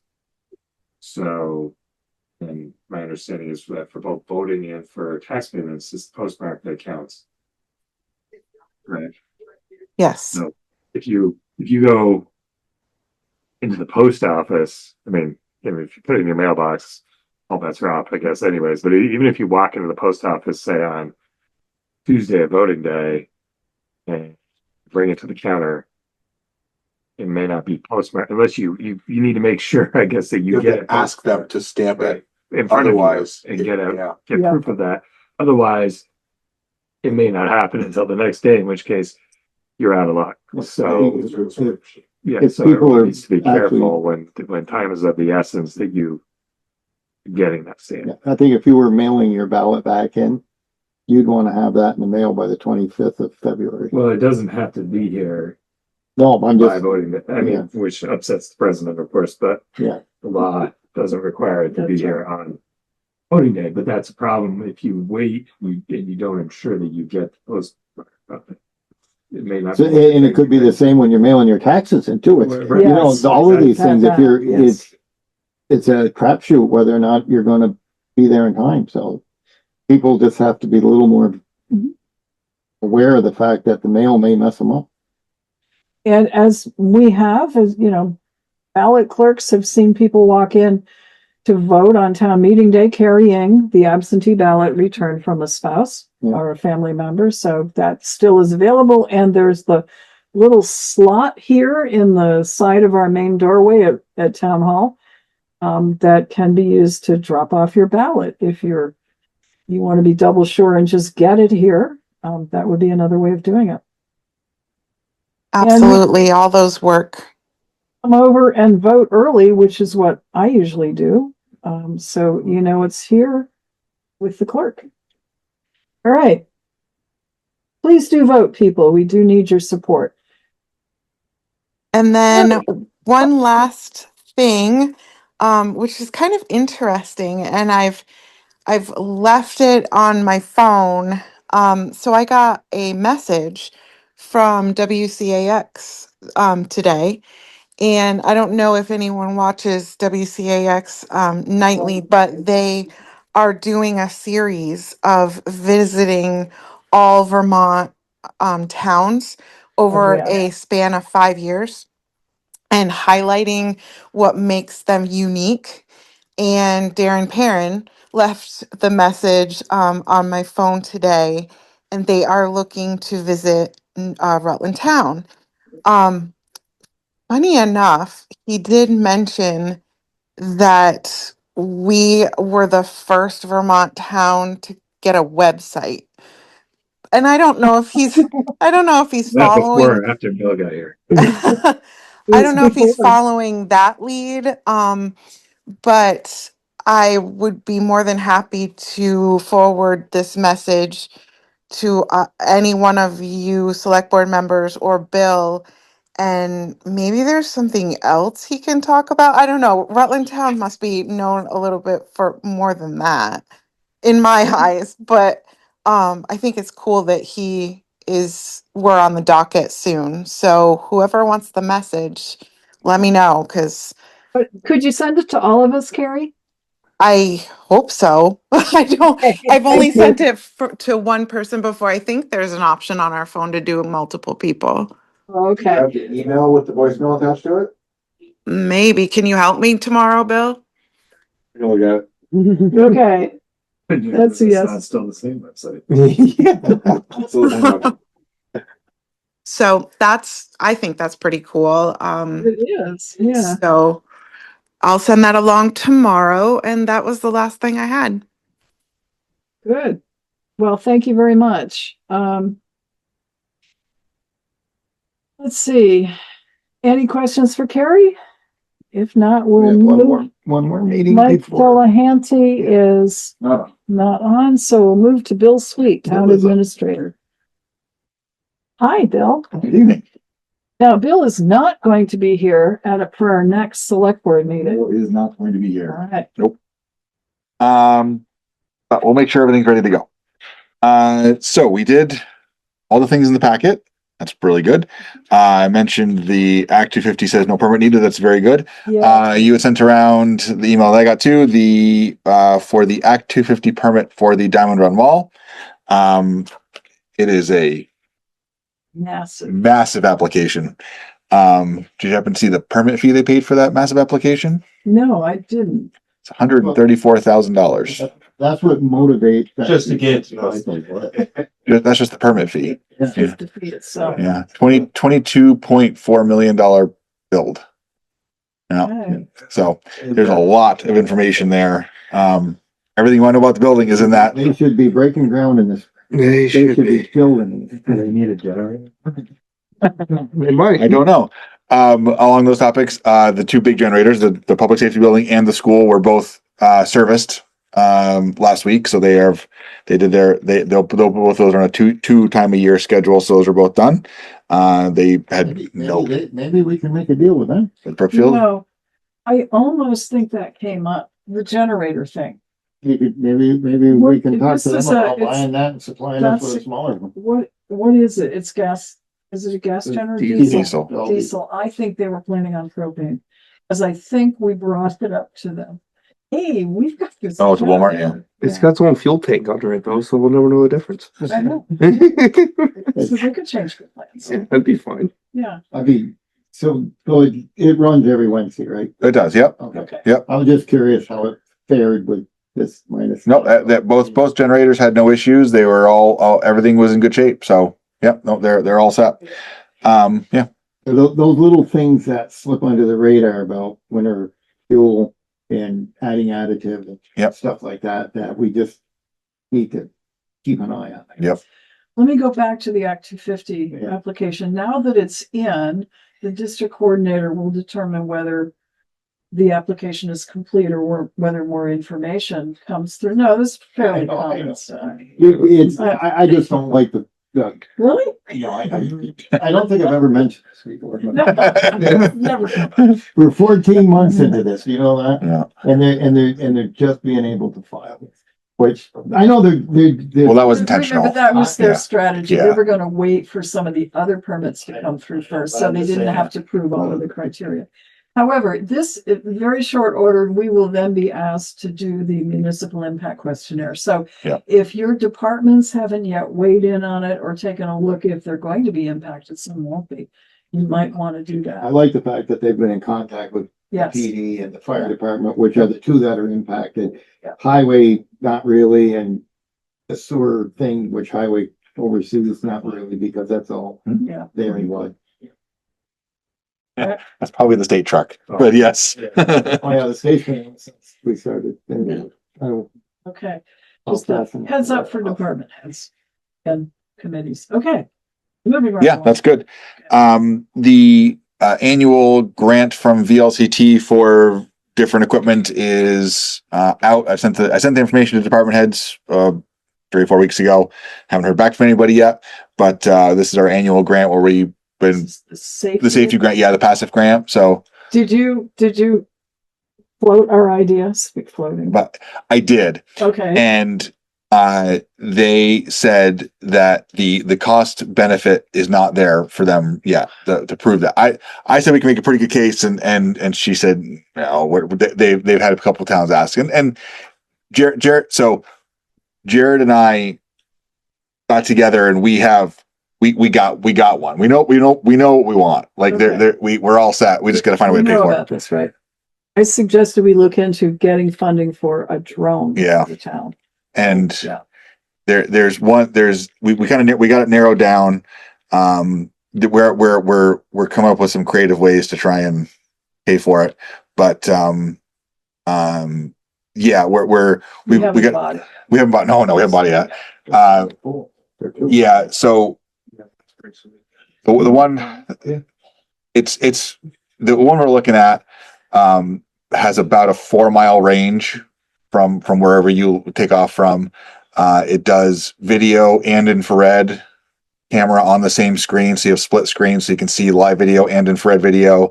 There's one vendor. We've kind of narrowed down to one vendor. They have infrared lights that you can attach to people, and we talked about Rooster, and you can follow in only the drone can see the light. You can't see it's not visible light, Okay. so you can track him at night and you can see where he is. And If, I don't know, I mean, I know how they work and everything. Do those have the ability to have voice communication? as a matter of fact, this one has you can have a speaker attached to it. So if you're doing search and rescue, Well, you can talk to a person on the ground. Actually talk back. You can actually have there's floodlights on it. You can actually attach small packages to it. You could actually like drop things from it. We have it's progressed a little bit.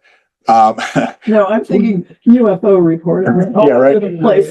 Well, but the one we kind of focused on is IP55 rated, so it can fly in snow, it can fly in rain, and where other ones can't. So yeah, it's just it's and Jared's been looking at one for a little while, and we kind of got together. We're like, hey, you're looking at one too, so we're kind of. I could feel. We had a lot of fun.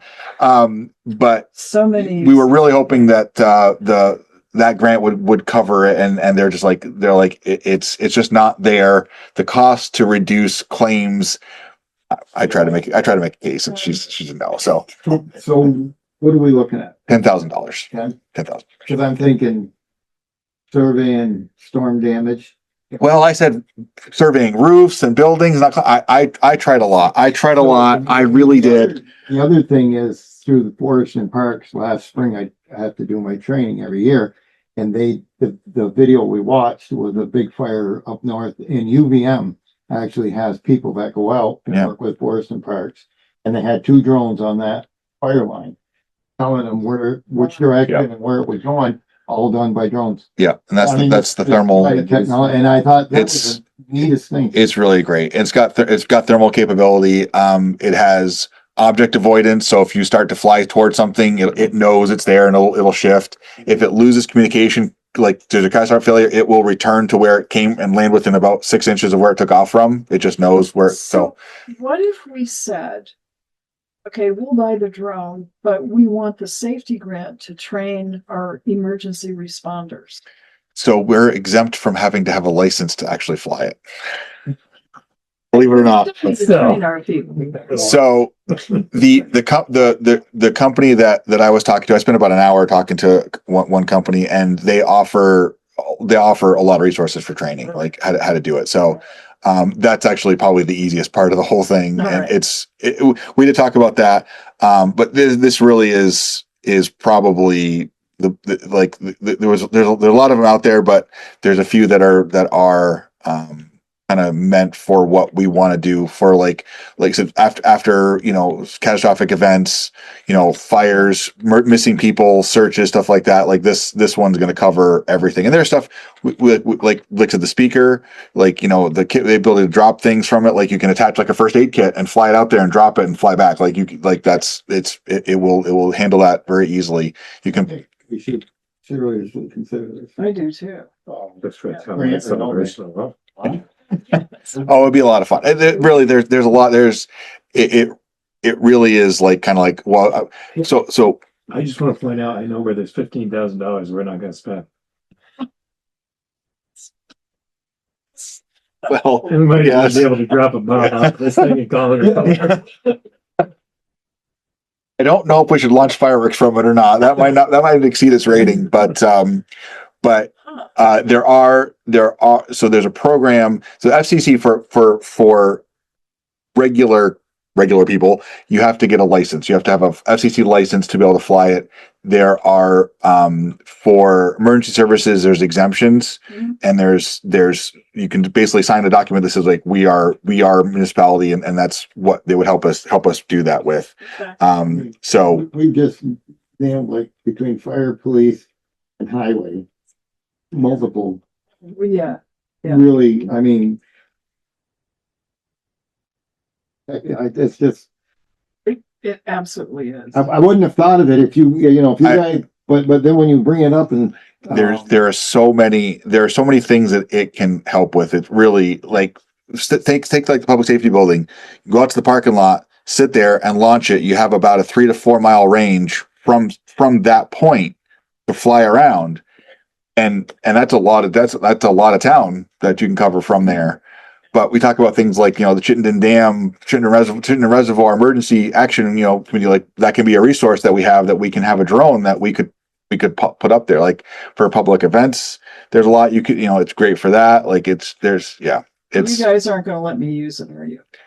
probably not gonna let any of them. You pretty much can't wreck them. Like they're a lot tougher than they're a lot smarter than that. no, yeah, they won't let you. Like you can try to fly it into a tree and it's gonna go so around. there's a landing pad that you can get with it, which we would get with it. And when it takes off, it reaches, I think, like 50 feet for launch, and then it stops. It takes a picture and a GPS location. So when it returns, it centers itself and lands. If something's in its way, it will shift itself to avoid landing. I mean, they're pretty cool. They really are. This would be the case. It's several batteries. The batteries charge almost as fast as the unit can use them. It's the flying time? About 45 minutes. Yeah, because it depends on right. It depends what you do. Yeah, up to 45 minutes. But it depends upon the distance and how much you're using. If you're using the speaker and the lights and all the things, that's going to cut back a little bit because you have weight and distance. Yeah, exactly. Yeah, they have like a high speed mode. You turn on the high speed. They do there's performance mode, and I mean, it's just incredible. So we'd be looking at like 3 to 4 batteries. They charge in the car. The charger is not car or AC or DC specific. It'll charge inside or outside. It doesn't matter. So that's a huge advantage. Unlike the stupid laptops which keep trying to charge, like this is just inside or outside. It doesn't care. But we talked about like there's some money in emergency management that could help with that, and then some of the police department budget, and but we'd like to both ways. But maybe Townlight Celebration, maybe fireworks pays for it. Like we'll make it flashlights, and they'll be see, look at that. Let's give this to Drone shows are a thing, but that would be a lot. Well, it's only one drone. Drone shows are like a couple hundred drones. Yeah, it's a lot of drones. Let's start with one.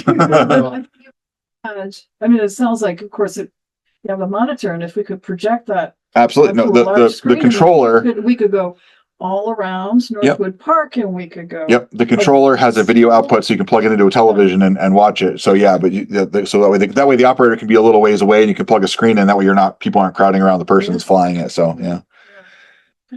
It's funny. It's one of those things you don't think about. Then all of a sudden there's like 100 uses. Yeah. Yeah. It's. I mean, farmers have been using them out west to monitor their fields. Yep. They've been. Oh yeah. I mean, it's just another tool. It's just beans aren't growing. Yeah. Oh, they're spraying with them now. Yeah. There is a club from Rutland County, RC, what are they called? RC Radio Control Club. And they're trying to, go to the next level. So anyway, no, I'm not in I've it, had but one follow me in a hayfield have you? while baling hay. Yeah. And Oh, following me around. and Let's it's the weirdest thing. They just following me when around. we do Townlight Celebration, stuff like that at night, people are flying them around. Yeah. You can pin them too, so like you can pin it to your tractor and it'll just follow you Fly around. around, yeah. They make rounds. You can do that, And but There's a bunch there's of things you can do with them. And I think it was the same one because it was either side of what used to be Patch's Pond. So I'm assuming it might have been somebody must have heard me out there in this little. Yeah. About how big is that? does the unit? This one's about that big. It comes in, it's a pretty good sized case. It comes in, but this one has the arms with the rotors are fixed. So some of them fold. These are fixed. So it gives a little more strength and stability. Let's order it. All right. Oh, Let's believe go- me, Jared and I are ready about 10 times over to buy this thing. So yeah, Let's figure out where the money's gonna come Yeah. from, because it, well, that's, I would say, let's do it in this fiscal year if we can. But let's see how, as we get closer to the end of the year, whether anybody has surplus. Now, highway, for example, won't. well, no. Let's see where we are. We always got. We put a mag chloride Something like- sprayer on it. We could use that for. Does that qualify under our capital improvement fund, or would that not be?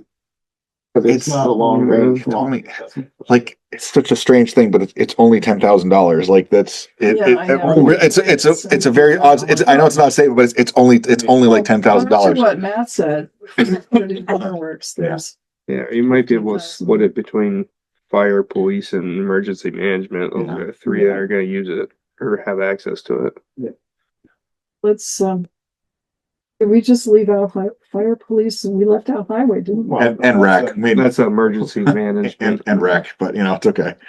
But but like we could use it for helping Mike like figure out trails and stuff like that. And the disc, like there's a lot of uses. And as we we're eventually gonna end up with one, but as we learn how to use it, doing some of those things of, like in the park would be a really good. A park's a wonderful place to play with it because there's no overhead wires, there's no stuff like that are all the danger things. So Do they have a mapping capability? Yes. So if you were trying to map out a trail, it can take pictures. You can work in grids. Yeah. I didn't know if it had a way of telling you where it was flying. This one there are drones for purposes, and this is not a mapping drone. So you can get them that are, but it's a completely different platform, and it's not what we're looking for. So Why don't you get us maybe a couple of options and bring it in? Yeah. Do they have GPS capability? So if you were looking for somebody that could relay back. can you like put in where it is? Oh, absolutely, yeah. Well, no, because so if you're doing search and rescue, yes, and you're trying to find somebody, the drone might know where it is. Yes, but to get a rescue crew to where the drone is, or the person is. No, the drone has. It always has a GPS location. So, and there's I spent about an hour on a phone call with a guy just when we were meeting, just talking about some of the overview things. But there's once we pick one and then we get it, we're going to spend a little time understanding how it works. But you can see on the screen there's a lot of information, and this one is this generation is about 3 months old, and this one has before.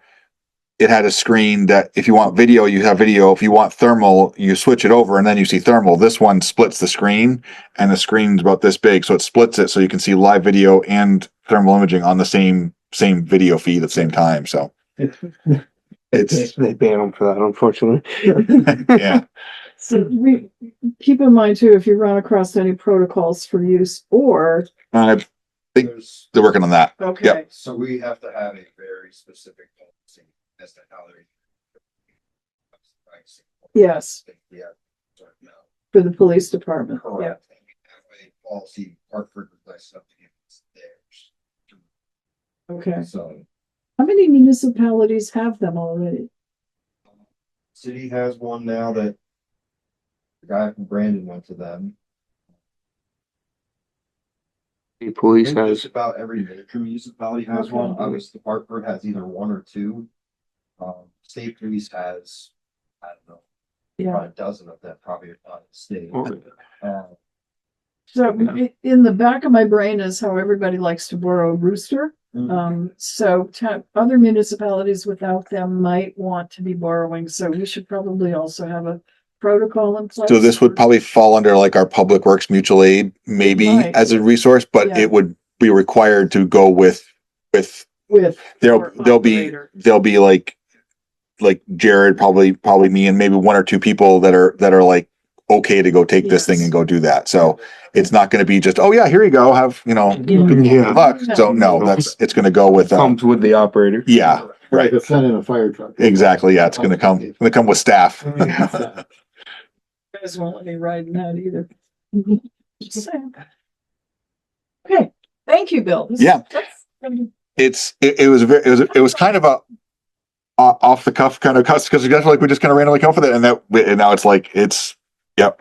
Once I started talking to Jared, we found some commonality on that pretty quickly. So it's pretty neat. And I think the only other thing we have is your discussion on the water system. Yes, you received my email that I received a phone call from the assistant city engineer and the head of the Rutland Public Works Department.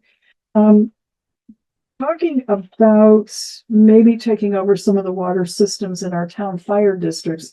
Just a reminder that we're not the people they should be talking with necessarily, because the fire districts are separate municipalities. So, however, knowing how things go, we probably will be asked to do some things. So, and right now, given the upheaval, well, I won't say upheaval, but the lack of a mayor, and going through the whole process, this might not be something that we'll want to tackle before town meeting day, but there's interest in working with us on that. And so, I will say that when I talked with Kevin Brown, he reminded me the same thing about municipalities and water districts and all of that. So just be aware. I still think that other stuff you brought up about the grants that are out there for housing, and we should try to find some way to incorporate some kind of building project that would aid us in getting water to these areas that need it. And I don't know. The funding is available for projects that would not otherwise take place were it not for the infrastructure upgrades. Right. And so that would be an expansion of housing, not existing housing. Yes. right, they're looking for housing. So that's what I'm saying. If we could find some way. Yeah. This whole project's gonna have to get done in phases. And the first phase is gonna be the town of Rutland supplying water to the fire districts. That's your first phase. That's running the main up Killington Avenue and tying it to the pump houses. The fire districts are still gonna have to exist. We can't assume that infrastructure because the infrastructure is a mess. Sketchy at best. You got like 7 messes. Yeah, so we can't take that. We have a lot. Like we have quite a few. Like just 7 or 8 at least. There's I think we have 8 or 9. Yeah, because the one up on one on Grove Street, that one's disbanded. That one's dissolved. There's Prior Drive, there's Colonial Drive, there's Pinecrest, there's or up off Killington Avenue. There's the 2 on the south side and there's 2 on the north side. There's Connor Drive. There's Fire District 1 over here. Like this is the most elaborate. Absolutely, yeah, by far most elaborate. The water system is by far the best. And That's a well, it's municipal water. It's better. I don't know if it's best. I mean, they're not working off the wells anymore. They have awarded the last I knew, they have awarded the bid for the pressure reducing valve so they can put that in and be done. Like that's the last big hurdle. And inevitably West Rutland is going to be supplying water to this fire district. Yeah. So that's gonna be their mess. Yeah, that'll be, but at least there's mains in the ground. Yeah. And for the most part, we're not dealing with wells. We're not dealing with systems that were designed for 20 or 30 homes that have 40 or 50 now. Right. And West Rutland does meet most of the, I believe, all of the federal water quality. I would think so. Out there that a lot of these don't. So yeah. The big thing we have to remember on this Killington Avenue thing is the town needs to supply the water. We're obviously it goes through the city and our water contract. But if we let the city build a main up Killington Avenue and supply these fire districts, we don't get the O&M. Cause it's then city Good point. water. So at that point, we're disadvantaging the other town taxpayers that are paying O&M, and that money's not coming into our system to Indeed. maintain. Yeah. So that's where, like, we have to be a middleman there. There's some discussion. Stay tuned until Thursday. Yeah. Well, you know, that I'd Yeah. like to do, and I Yep. think that's the Kurt's point, is we should not have the city functioning within the town. Right. It's the way our system's set up now, and it's the And system we should have try to roll keep with. it, Yes. You know. So we- otherwise, you're disadvantaging the rest of our water system by not collecting that O&M to help with repairs and And we growth. found out how valuable that is. Exactly.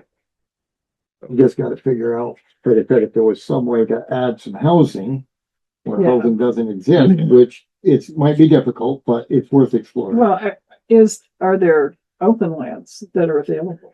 I'm wondering if there's some PFOA funding out there. They were talking like I think that's they're coming to the meeting. Like there's gonna be 4 or 5 of them that are gonna be participating. They're up first. So Yeah. And this So, is which meeting? Thursday morning, Public Works representatives from the fire district and Weston and Sampson, Hmm. their engineering Okay. firm. So You might wanna come and get that information firsthand. Yeah. I agree. It doesn't, What the more is of it, us that 9 hear of o'clock? it, we might all get the same, you know, cause sometimes we don't all hear it the same way Yeah. or explained differently, but we all remember at least a couple of things. Yep. That's about 80 Oh, it's page huge. document, right? yeah, Yeah. There's a lot of information there, but I think we need an overall plan for the town, how we want to. This is- there's gonna be a lot of questions. We're gonna go through a lot of probably the preliminary questions on Thursday. I don't know if we're gonna go solve the problem, but we're gonna get a lot closer. Okay. But I think they'll be happy that we've been thinking about this for like 2 years. Yeah. Haven't come up with a plan. Yeah. Well, But at least we're not ignoring. no. There's a mental plan. It's just where to find the money for it. Yeah. You know, that original thing that Robert Clark had Oh, yeah. talked that- about was that that's survey of the wonderful. town and identify issues, and then that money disappeared. Yeah. Well, I think that went to remediation for all the, like the PFOA problems. Like they took Right. the money and said, well, we gotta solve this immediate problem. So that's where it And went. that So. disappeared. Is that what happened to Yeah. it? Yeah. That and the 3-acre engineering stuff we're gonna do. Yeah, we were gonna help out. But we might not be far off on having some money in the waterfront to get water up Killington Avenue to supply Well, the it's true districts. because it was the sewer fund that we Yeah. taxed. And Yeah. then we've already extended one water main. We have. And Actually, more than that. than Well, we did the post road. Different ones. And Yeah. Ranbury Road. And we did And Ranbury. Ranbury. Ranbury Road's a biggie. Yeah. What we need, and we'll get this part, is some kind of a design, some kind of a plan as to kind of what makes it work. You know, one of the ideas was the main to a holding tank and then water coming back, which eliminates pumping stations or pumps or Isn't something. this report gonna tell us some of that? I don't know, Mo. I think this is specific to their system. Okay. This is not a proposal to expand to up Killington Avenue. This is a proposal to fix their issue. Okay. It's got a couple different ideas in it, but, yeah, it's not gonna be just it's not gonna go as quick as easy as Coptron sewer line did, but Yeah. like, we're the meeting on Thursday is gonna tell us a lot more than we know now, so. I think what We'll try and I'd get like to to that. avoid this piecemeal thing. Well, we're gonna build a little piece I here, know. little piece, Yeah. come up with a, Oh, we're talking about that. like, Right, an build overall it- plan. Build it so it's expandable, like, Yeah. that's, right. yeah. And This is- if you're gonna put mains in the ground, we gotta put mains that will support fire suppression and meet NFPA Mhm. requirements and water, all that stuff. And the times Dan Pennington's called me and he's like, we have to fix our problem. Like, I understand, and we wanna work towards that. We're also gonna take a bigger look at it. We're gonna focus on your problem, but we're also gonna say like, and what else can we fix at the same time? It's like 5 more problems up here. Right, Yeah. but, and then I said, so it's gonna be concurrent planning, like there's gonna be a scale, this is gonna be scalable. Yeah. Have we got a map or can we generate a map or a sketch that shows where all of our fire districts are in town and the properties that they serve? Well, that's a different question. Okay. I don't even think they know some of the properties. I have Grandview Acres. I have like an overhead picture, like send me a picture of Yeah. it. So that's the biggest, that's probably one of the more complicated ones. Is that's the one Deborah and Susan, all those little streets Oh, down there, yeah, okay. which the layout and the houses are like, why this house, not that house? Don't try and figure it out. Well, those were all built before things were organized. Is that a good way to put it? It was back in the day where here to there is the shortest way, and that's how they're going. Yep. It's No, we don't need an easement. Yeah. Yeah. And we'll go dig through this swamp because there's nobody cares if we dig Right. through the swamp. Right. But now to go fix that pipe that's in the swamp, you need a, Yep. You'll never get it. you know, Velco will never, ever let go of that. Yeah. We actually have some people that tried to sell their house and came here, look, because his septic wasn't permitted by Velco and the sale failed. So they're like, what do we do? I'm like, you need to go talk to Velco. Like, they've got a process, they've got a Yeah. to do this, but they're trying to recover that. But yeah, there's a lot there, but that's, Yeah. So, I'll try and get hold of people because the fire districts don't proactively give me the updated contact information for who's running them because it's kind of a last man standing in some cases. Yeah. Nobody wants to do it. No, they don't. No.